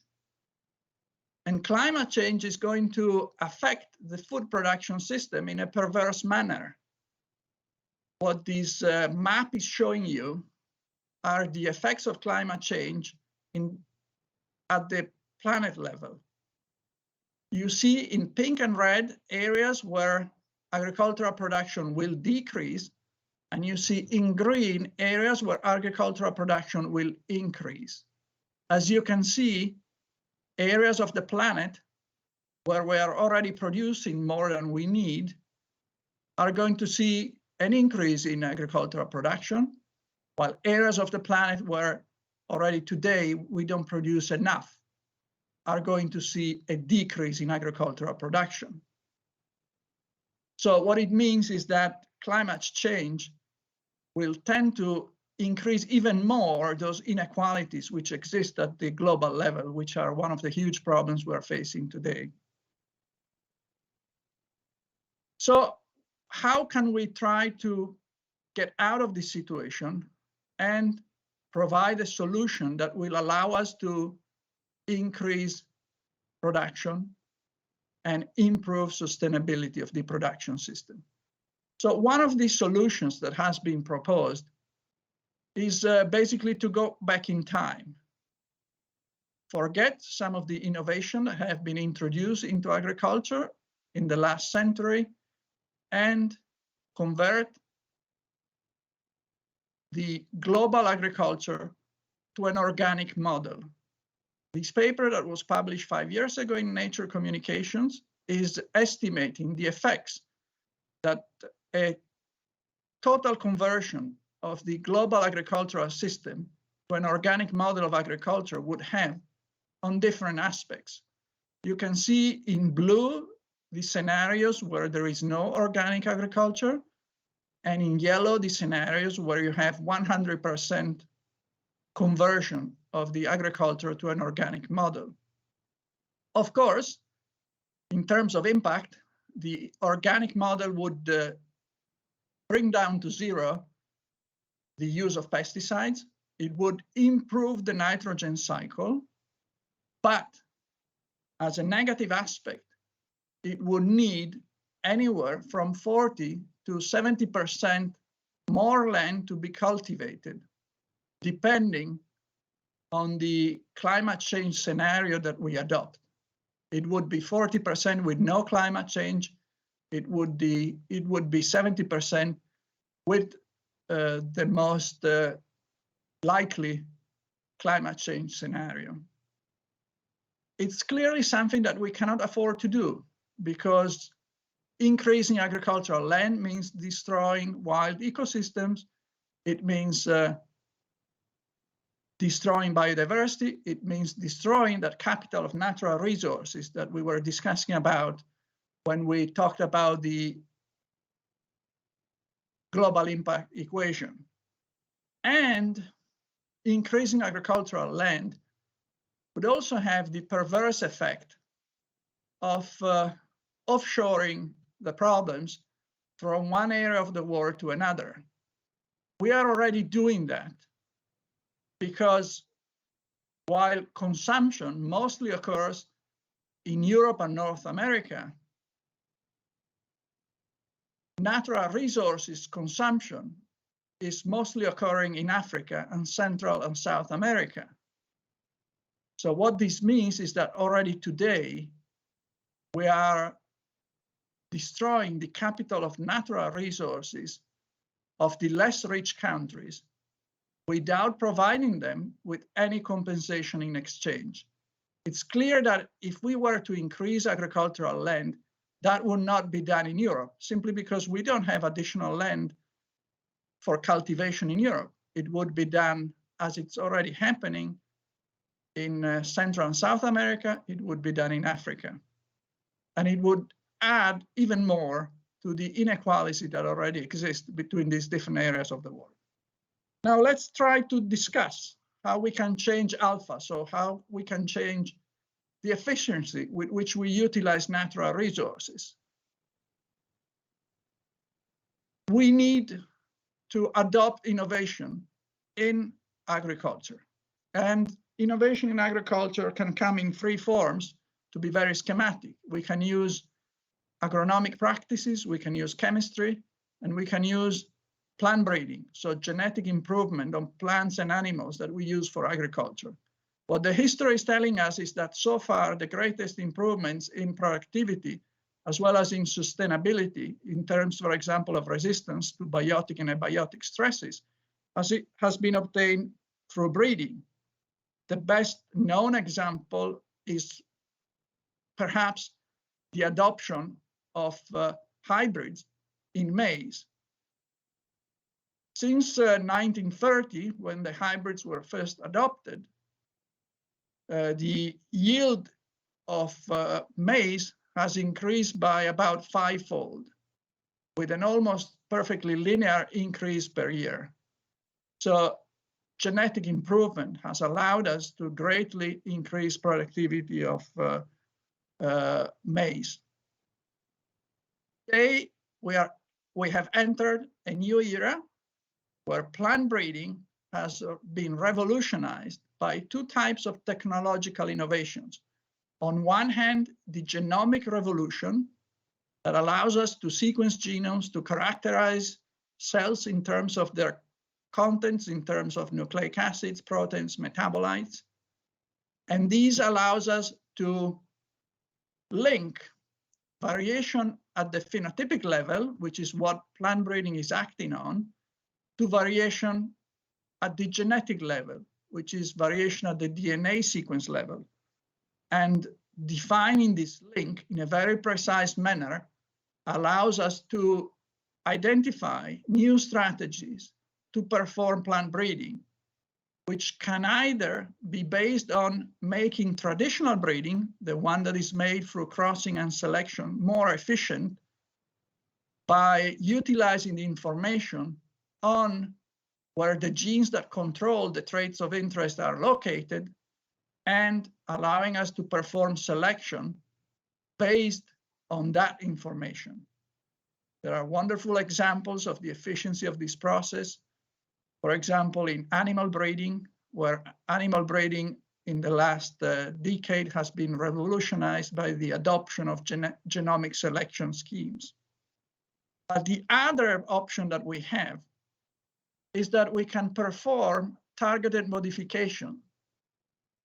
If genetic analysis gives us the information on which are the genes that control the trait that we're interested in, and even more, if it tells us which of the DNA bases within the gene can provide the phenotypic effect we need in order to improve the trait, then we can make use of a second technological revolution that has developed methods for very precise genetic modifications that can be targeted to either specific genes or even to specific nucleotides within those genes. This set of technologies are called new genomic techniques or new breeding technologies, or in Italian, we call them assisted evolution technologies. We can use these techniques to improve resistance to pathogens. We can use them to improve the efficiency with which plants use water, with which plants use fertilizers. We can also use them to improve the photosynthetic efficiency and to try to make plants even more capable of converting solar energy into chemical energy through the process of photosynthesis. What are these technologies? There are two main technologies. One is called cisgenesis. Cisgenesis corresponds to transferring a gene in its native form from the same species in which we want to put it in, or from a closely related species with which the species we want to put it in can be crossed. In other words, it means that we perform a gene transfer that we could have also performed by crossing. One could ask, why do we need to do it through cisgenesis if we could have done it through crossing, through a process that has been widely used in plant breeding, which is called backcrossing? The reason is that if we do it through cisgenesis, we can be faster, we can be more accurate, but most importantly, because we don't go through crossing and we don't go through meiosis, we can preserve the genetic identity of the starting material intact. And as we will see, that is especially important for specific crops. The other revolution is the revolution that has been brought forward by the invention of genome editing through CRISPR-Cas, an invention that is the result of the work of two women scientists, Jennifer Doudna and Emmanuelle Charpentier, and many other colleagues. But Jennifer Doudna and Emmanuelle Charpentier received the Nobel Prize for Chemistry for this invention. It's a very sophisticated system that has been devised based on a system that bacterial cells use to defend themselves against viral infections. It produces very specific modifications in individual bases of a DNA that are identical to those that could be occurring spontaneously or that could be induced by mutagenic treatments. Again, one could say, why do we need to do it through such a sophisticated technology if it could have occurred in other ways? Well, spontaneously, it's a process that occurs very slowly. Induced mutations can be used, but it's a random mutagenesis process. So using CRISPR-Cas gives us a much more accurate process, a much faster process. And again, it doesn't involve going through meiosis, so it allows us to maintain the genetic identity of the starting material. I want to use, before I close, a very concrete and specific example, which is the example of viticulture. When one looks at a vineyard in Italy, one could say, why do we need to change something? And why do we need to bring innovations into such a beautiful agricultural system?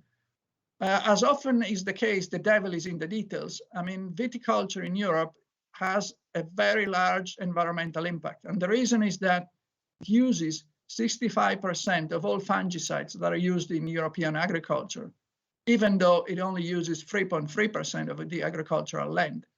And the reason for this is that plant breeding has played a very small role in the development of the grapevine varieties which are used for winemaking. We're still using varieties that are mostly at least 100 years old. Some of them are even 1,000 years old. And plant breeding so far, whatever little plant breeding has taken place in grapevine has been performed using crossing and selection. So if we want to breed for disease resistance against the two main fungal pathogens, which are called powdery and downy mildew, these are two pathogens that were taken from North America into Europe at the end of the 19th century. The European grapes were sensitive. The American and Asian grapes were resistant. So resistance genes exist. They exist in species with which the European grapes can be crossed. So we could transfer it using the backcrossing scheme that I just mentioned before. So backcrossing in a species like grapevine is made more difficult by two things. One is that because each grapevine variety is highly heterozygous, we would never end up with reconstituting the genotype of the starting material due to the intricacies of meiotic segregation. The second problem is that because grapevine suffers from inbreeding depression, in reality, we cannot backcross against the same elite material at every generation, so we need to use much more complicated schemes that make things even more difficult. Nevertheless, here in Udine, we started in 2000 a breeding program to develop new winemaking varieties that could be resistant to powder and downy mildew. We used a very simple crossing scheme. We performed a lot of crossing combinations, planted tens of thousands of young plantlets, and then performed selection over 15 years. In the end, we were capable of identifying 14 varieties, which are all resistant to downy, and most of them are also resistant to powdery mildew, which have been protected, registered, and are now on the market, and they're actually quite successful. So one could say, why do we need something else? The reason is that Italian viticulture prides itself on tradition, which means using old varieties, such as, for example, Sangiovese to make Chianti and Brunello, or Nebbiolo to make Barolo and Barbaresco. And it prides itself on product diversification. So on the fact that in Italy we have a lot of different varieties in every region that are used to make very good wines.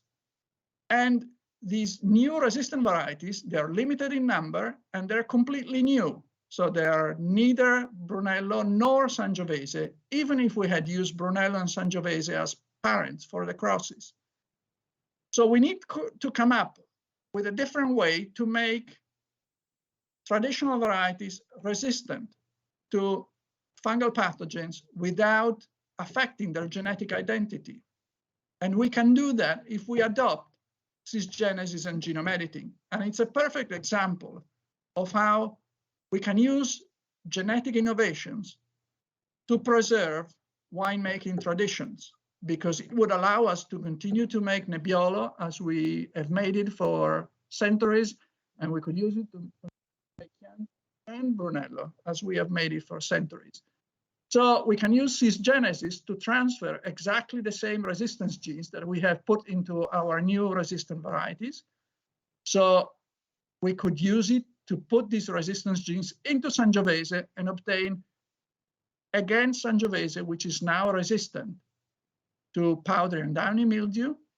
Or we could use CRISPR-Cas genome editing to inactivate a different class of genes, which are called susceptibility genes, that when inactivated, confer resistance to pathogens. And even in that case, we will be able to introduce individual mutations in those genes in an existing variety such as Sangiovese, and we could make Sangiovese resistant to downy and powdery mildew. So we have the technological tools that could allow us to combine tradition and innovation and improve environmental sustainability of wine production.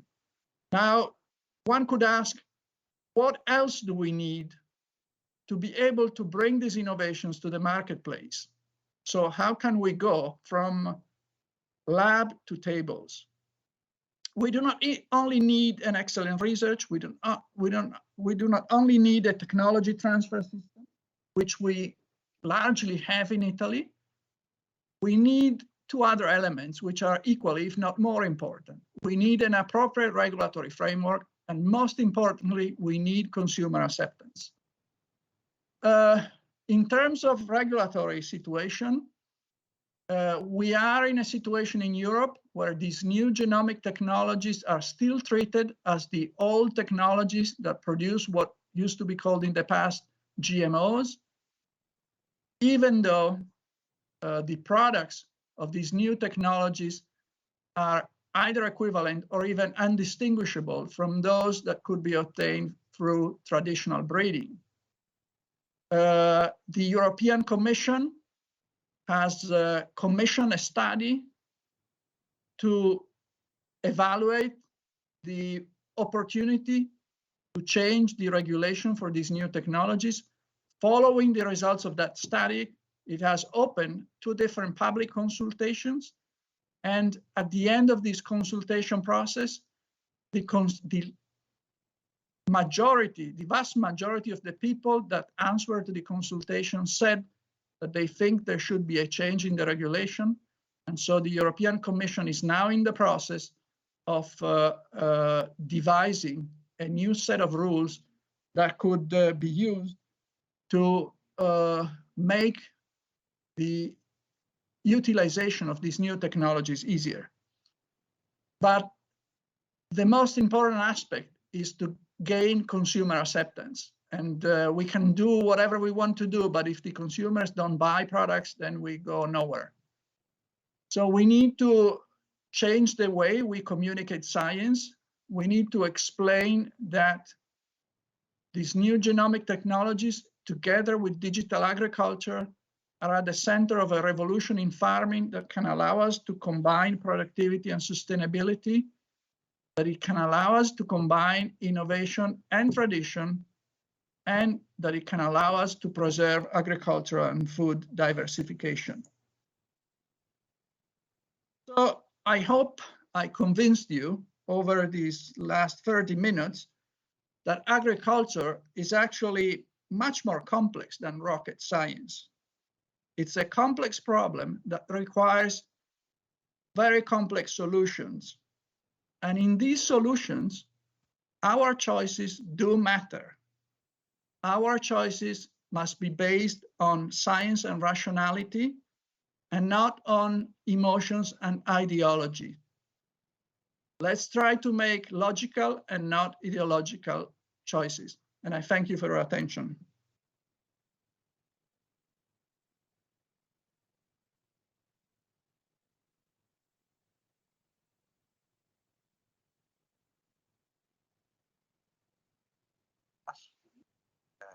Otherwise, more complicated. So, anybody has any question about it?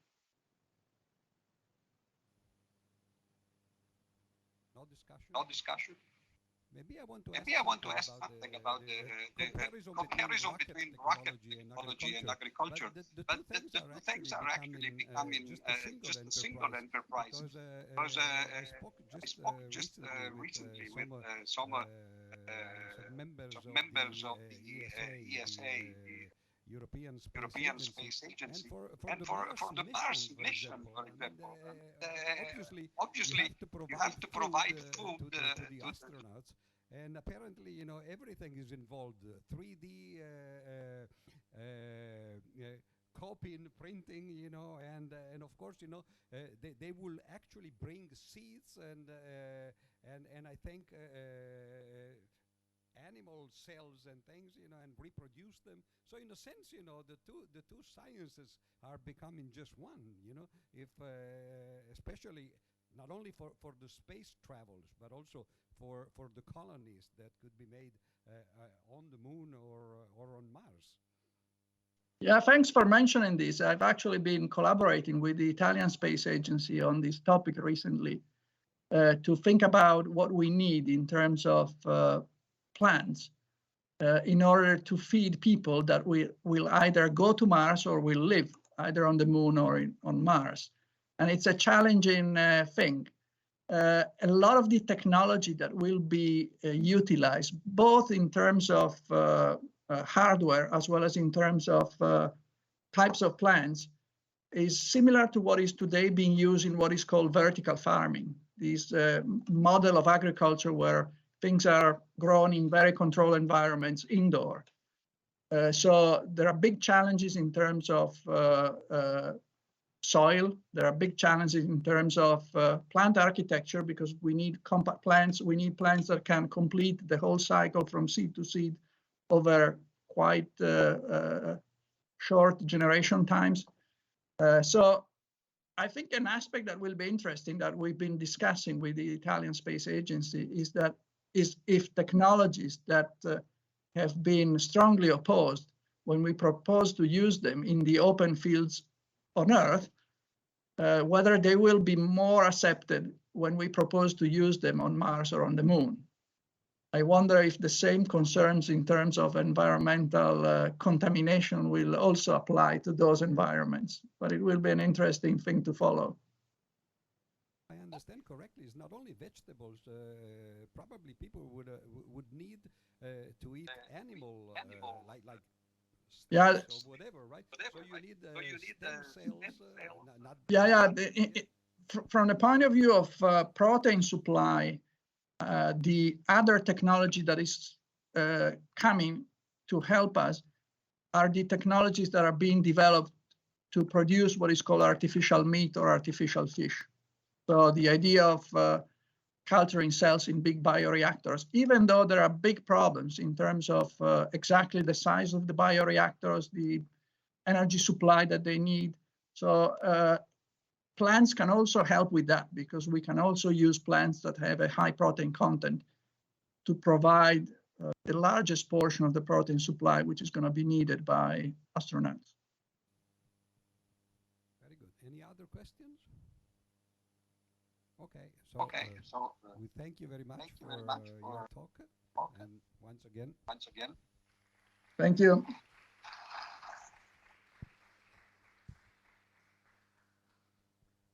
and now for the last talk of today, Professor Giuseppe Polina, towards a climate-smart livestock farming.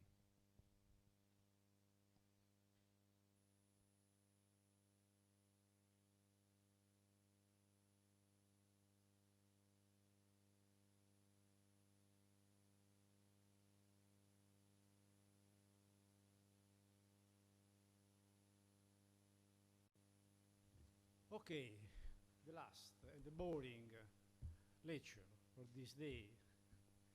Thank you, Mr. Chairman. Thank you all for having me here for this celebration of 30 years after the honoris causa degree for Lester Brown. Okay, thank you so much. My speech is focused on livestock. I'm an animal scientist, and the title is Toward Climate Smart Livestock Farming, and some general figure.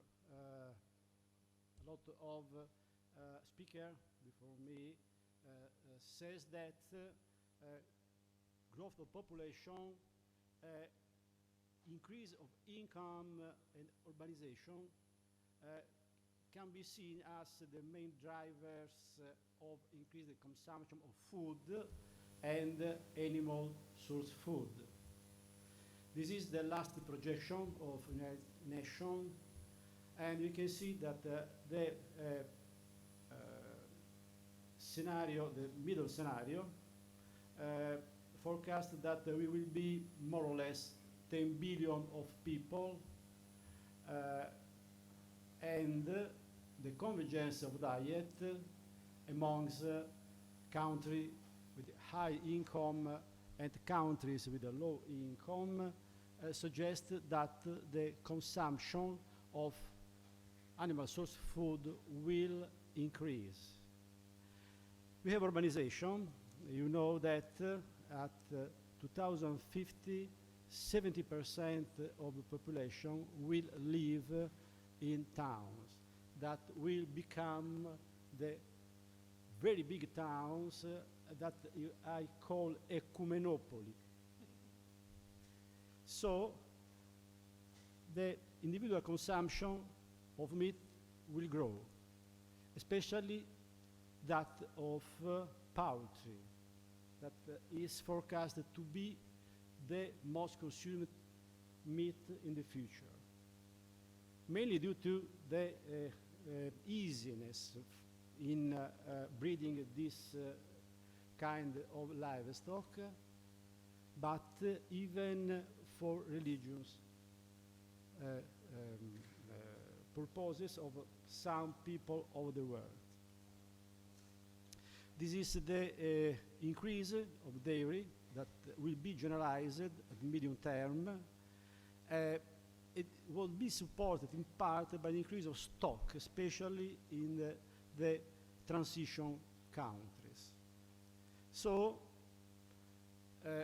the relative amount of greenhouse gases that came from agriculture, the primary sector, will increase a little bit, but if we compare the quantity of greenhouse gases emitted in 1990 from livestock, that was 20%, included land use change, you can see that because of the general increase of emission in 1919, this contribution fall by 14%.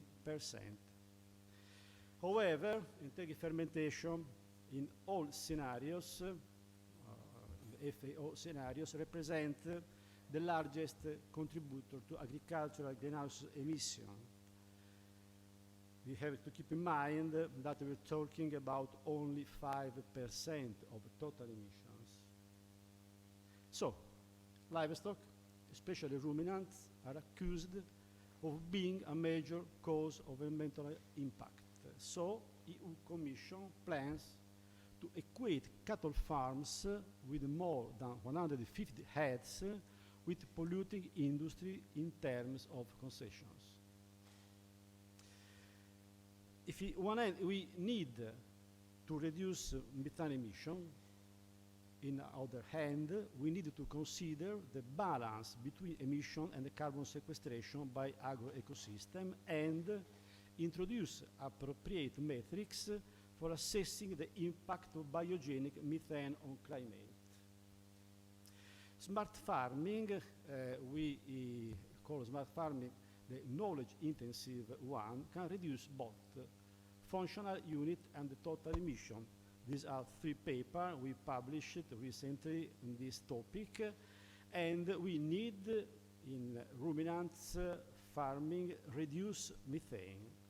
The contribution of genetics and genomics to reduce methane is more or less 20% of variability measured.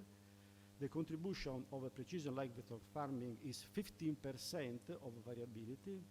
Contribution of the precision feeding is 20%. The contribution of additives is 30%, and at least the precision of veterinary contributes for 15% of reduction of methane emission. This is an example how the smart farming reduce the emission of the dairy industry in Italy. For carbon footprint, between 1990 and 2018, we observed a total reduction of 31%. We forecast in the business as usual scenario a further reduction of 8%, but in the case of the high productive animal are kept in 2030, the reduction will be of the 73%. That are the total reduction, and the production was more or less the same. Nitrogen extraction, the same, 25%, and the further reduction of 7% and 20% in 2030. And for phosphorus excretion, we have more or less the same figures. FAO published a book with 5 practical actions for sustainable livestock. First, boosting efficiency of livestock production and resource use, intensifying the recycling efforts of minimizing losses for a circular bioeconomy, capitalizing nature-based solutions to ramp up carbon offsets, striving for health sustainable diets and accounting for protein alternatives, developing policy measures to drive change. Methane is the problem, is the core problem, because more than 50% of the total emission in livestock chain are methane. So we have to solve and to reduce methane emission. The global budget of methane is increasing. This is the last assessment, and you can see that the concentration of methane in ppb in the atmosphere is increasing. It's already increasing, even if the differential of the emission along the years, the different years, is variable. Methane, a different gas, compared to CO2. This is the global methane budget that was assessed by two methods, bottom-up methods and top-down methods. So the right figure are for the bottom-up method and the left for bottom-up method, the right for top-down method. You can see that more or less 1/3 of the anthropogenic emission of methane came from agriculture and waste. 1/3. But there is a very huge removal of methane from the atmosphere that is more or less the same amount of emission. And these slight differences between emissions, anthropogenic and natural emission, and sequestration of methane in the atmosphere account for this increase of the concentration of methane. So we have to think about the differences between long climatic pollutants like CO2 and short-living climate pollutant like methane. That different behavior, we have to explain why need a new matrix for take account the two different behavior of two gases in the atmosphere. You know that we use the global potential warming by IPCC with 100 of year in forecast, and we use a factor 1 for CO2, 28 for methane, 265 for nitrous oxide. And this is the three factor that we use in international trade, and for all agencies use this three conversion factor. But this is the behavior of methane in the atmosphere. The half-life of methane is 8.6 years, and after 50 years, methane is almost removed by atmosphere. Whereas CO2 remains in the atmosphere for hundreds of years and over 1,000 of years. Perhaps we have a CO2 that has been used by Charles de Carlomagno. So IPCC said in 1990 that no metric can accurately compare all the consequences related to different emissions, and all have limitation and uncertainty. Look at the differences in behavior by the two principal greenhouse gases, CO2 and methane. In the top we have emissions, in the bottom we have the warming effect. If we have a constant increasing emission in both gases, warming effect of CO2 increases exponentially, whereas the increase of the warming effect of methane is linear. In the case of constant emission, the long-lived gas increase linearly, the warming effect, but the short-living gas have a warming effect that is constant over time. Look at this scenario when the decrease in emission of the CO2 and the methane drop to zero. The increased warming of CO2, we have increased warming of CO2 until the emission drop to zero. But we have decreasing effect of methane, and it is zero after the time that we have the zero emission of methane. So these differences make it difficult to express the short-living impact on global warming in terms of equivalent of long-living gases. And the main concern is related to the calculation of global warming potential of the two gases in the following scenarios. Look at the zero emission scenarios. If we compare emission of CO2 by industry and the emission of methane expressed as a CO2 equivalent, we have that carbon tax that involve the constant emission over time have as a result that the CO2 increases warming, CH4 no, but they pay the same taxes.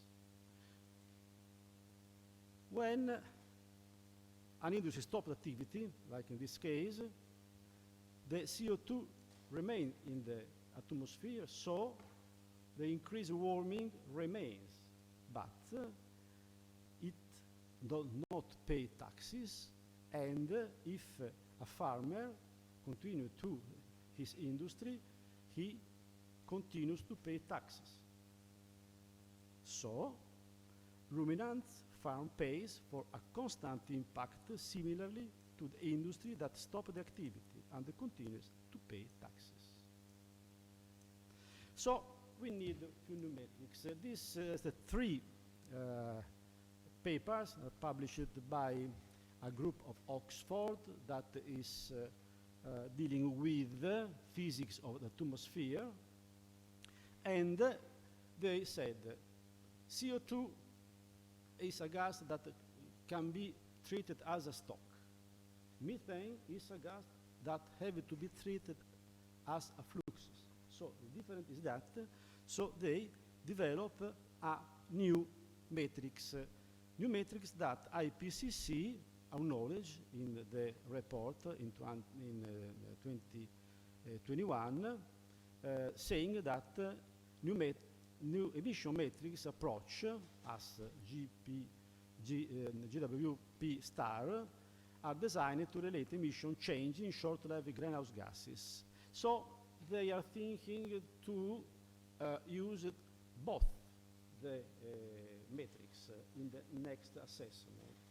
The old one, the new one. What is the differences? Look at the differences in the two equations. The equation of IPCC is very simple.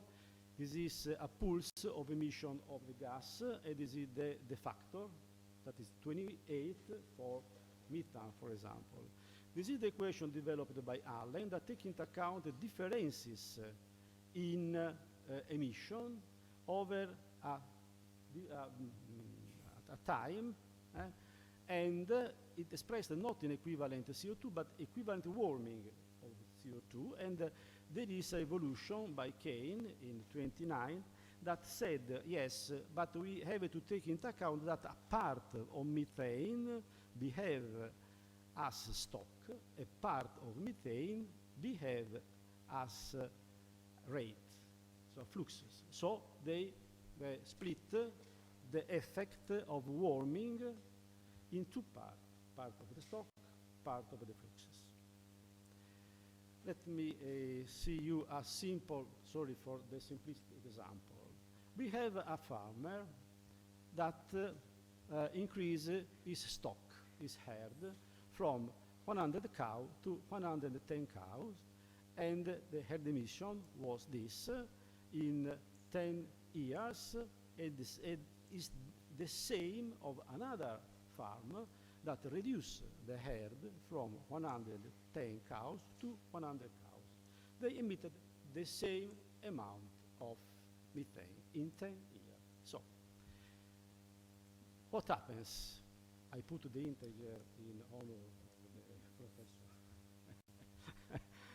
What happens? Okay, if you look at the emission, we have the same emission, 105 tons of methane emitted by both herds. But if you use the IPCC matrix, you can see they have a cumulative emission that are the same.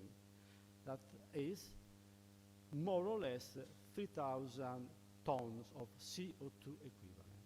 But if you use the new metrics, you can see that in the first case, the figure is more or less very near that we assessed with the traditional metrics. But if you reduce the methane emission, the figure is very different. It's minus. It's very different. So, by using those equations, we develop this table with all figures, and this is the trend of the three metrics. This is the metrics, the old metrics. They are the new metrics. We have here that the two metrics cross.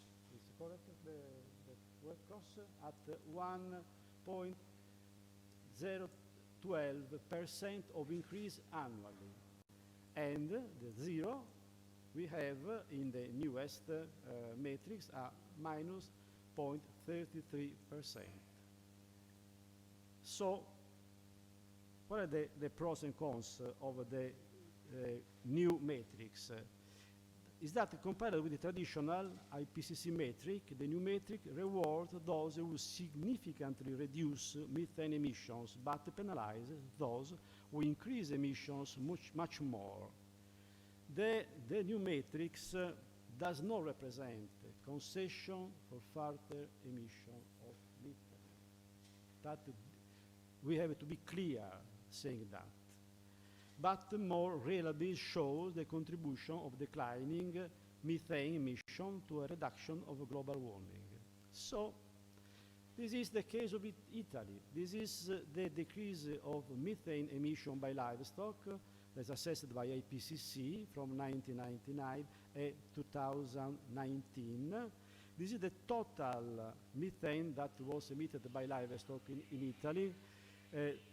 22.6 million of tons of methane emitted.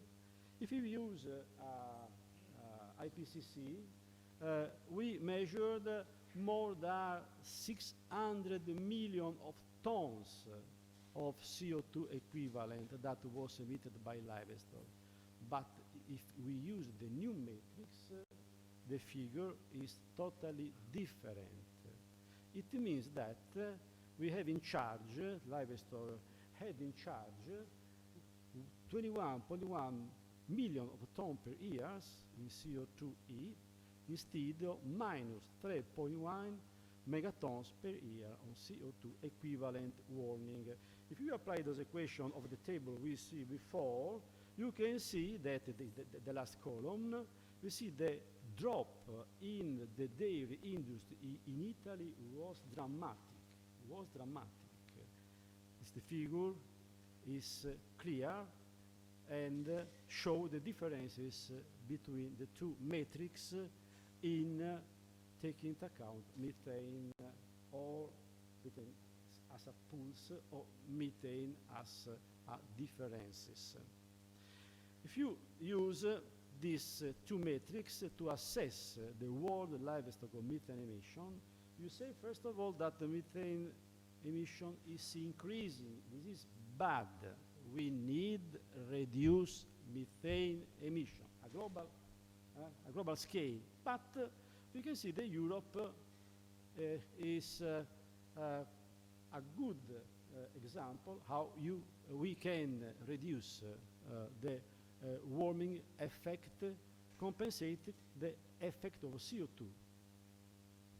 This is all the 10 Europe countries for methane emission. You can see Ukraine is a particular case, particularly because they stopped to produce, unfortunately. So look at the drop of the Ukraine in livestock production. But all countries in the traditional metrics are emitters, but in reality, most of the countries are sequestering CO2. There are some papers, I'm going to finish my speech, that are going to publish by using the both metrics. First is a paper by colleagues of UCLA, University of California, and they assessed the picture, the second picture, that this is the figure of methane emission of livestock in the United States over 35 years, but this is the same emission recalculated by the new metrics. Very different figure. Austria, same. This is the new matrix, this is the center, new matrix, and they do not contribute to global warming by livestock. And the last colleague by the University of California forecast that the industry, the dairy industry of California, will reach net zero emission by 2040. So, take-home message, meat consumption will rise globally. Greenhouse gas impacts will tend to increase if sustainable policies are not adopted. Climate-altering impacts of livestock supply chains account for an important but not predominant share of total greenhouse gas emissions. Knowledge intensification is the only way to reduce impacts throughout both increase the productivity and increase the carbon sequestration. Calculating by appropriate metrics the reduction of methane emission means that livestock farms are part of the solution to the problem, are not the problem.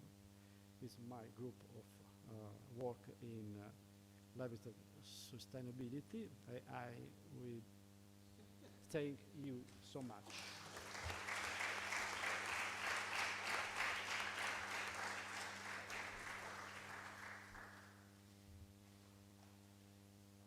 Very nice. Questions? You all knew about it?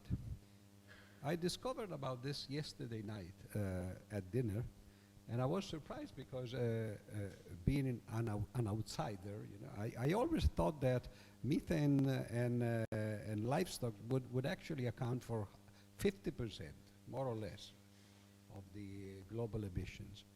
So now from today, you know, I was deciding to become vegetarian, but that's it. From tonight, I'm going to start again eating meat. What you said reminded me of one thing, namely one, if you talk about the stock market, you have a similar problem. Because people say, oh, well, the stock market, you know, rises and falls, you know, so in the end, you know, you're even. But this is not so, because, for example, if you have 100, you know, capital of 100, and you gain 10%, you get to 110. And then if you lose 10%, you get to 99. So you actually lose 1% from the beginning if you go up and down by the same amount. And if you do it the opposite way, it's the same thing. If you have 100, you lose 10%, you get 90. Then you gain 10%, you get 99 again. So it's the same thing. And it's the same, you know, this is the analog of the picture you showed with the two areas and the two integrals. So it's very interesting, but you know, these are observations from an outsider. Any other questions from you?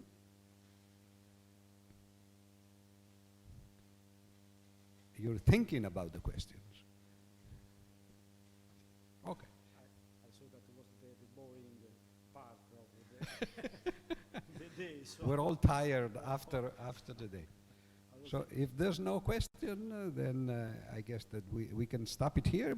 And it's interesting that, again, you know, we're in perfect time. So we learned from the peasants that we're not really Italians, in a sense. So thank you so much for also for inviting me here. It's been a very useful day for me. And I'm sure that it was also for you, because you actually looked at these things from a professional point of view. So once again, thanks to everybody. And don't forget to come back tomorrow, though, 9 o'clock in the morning.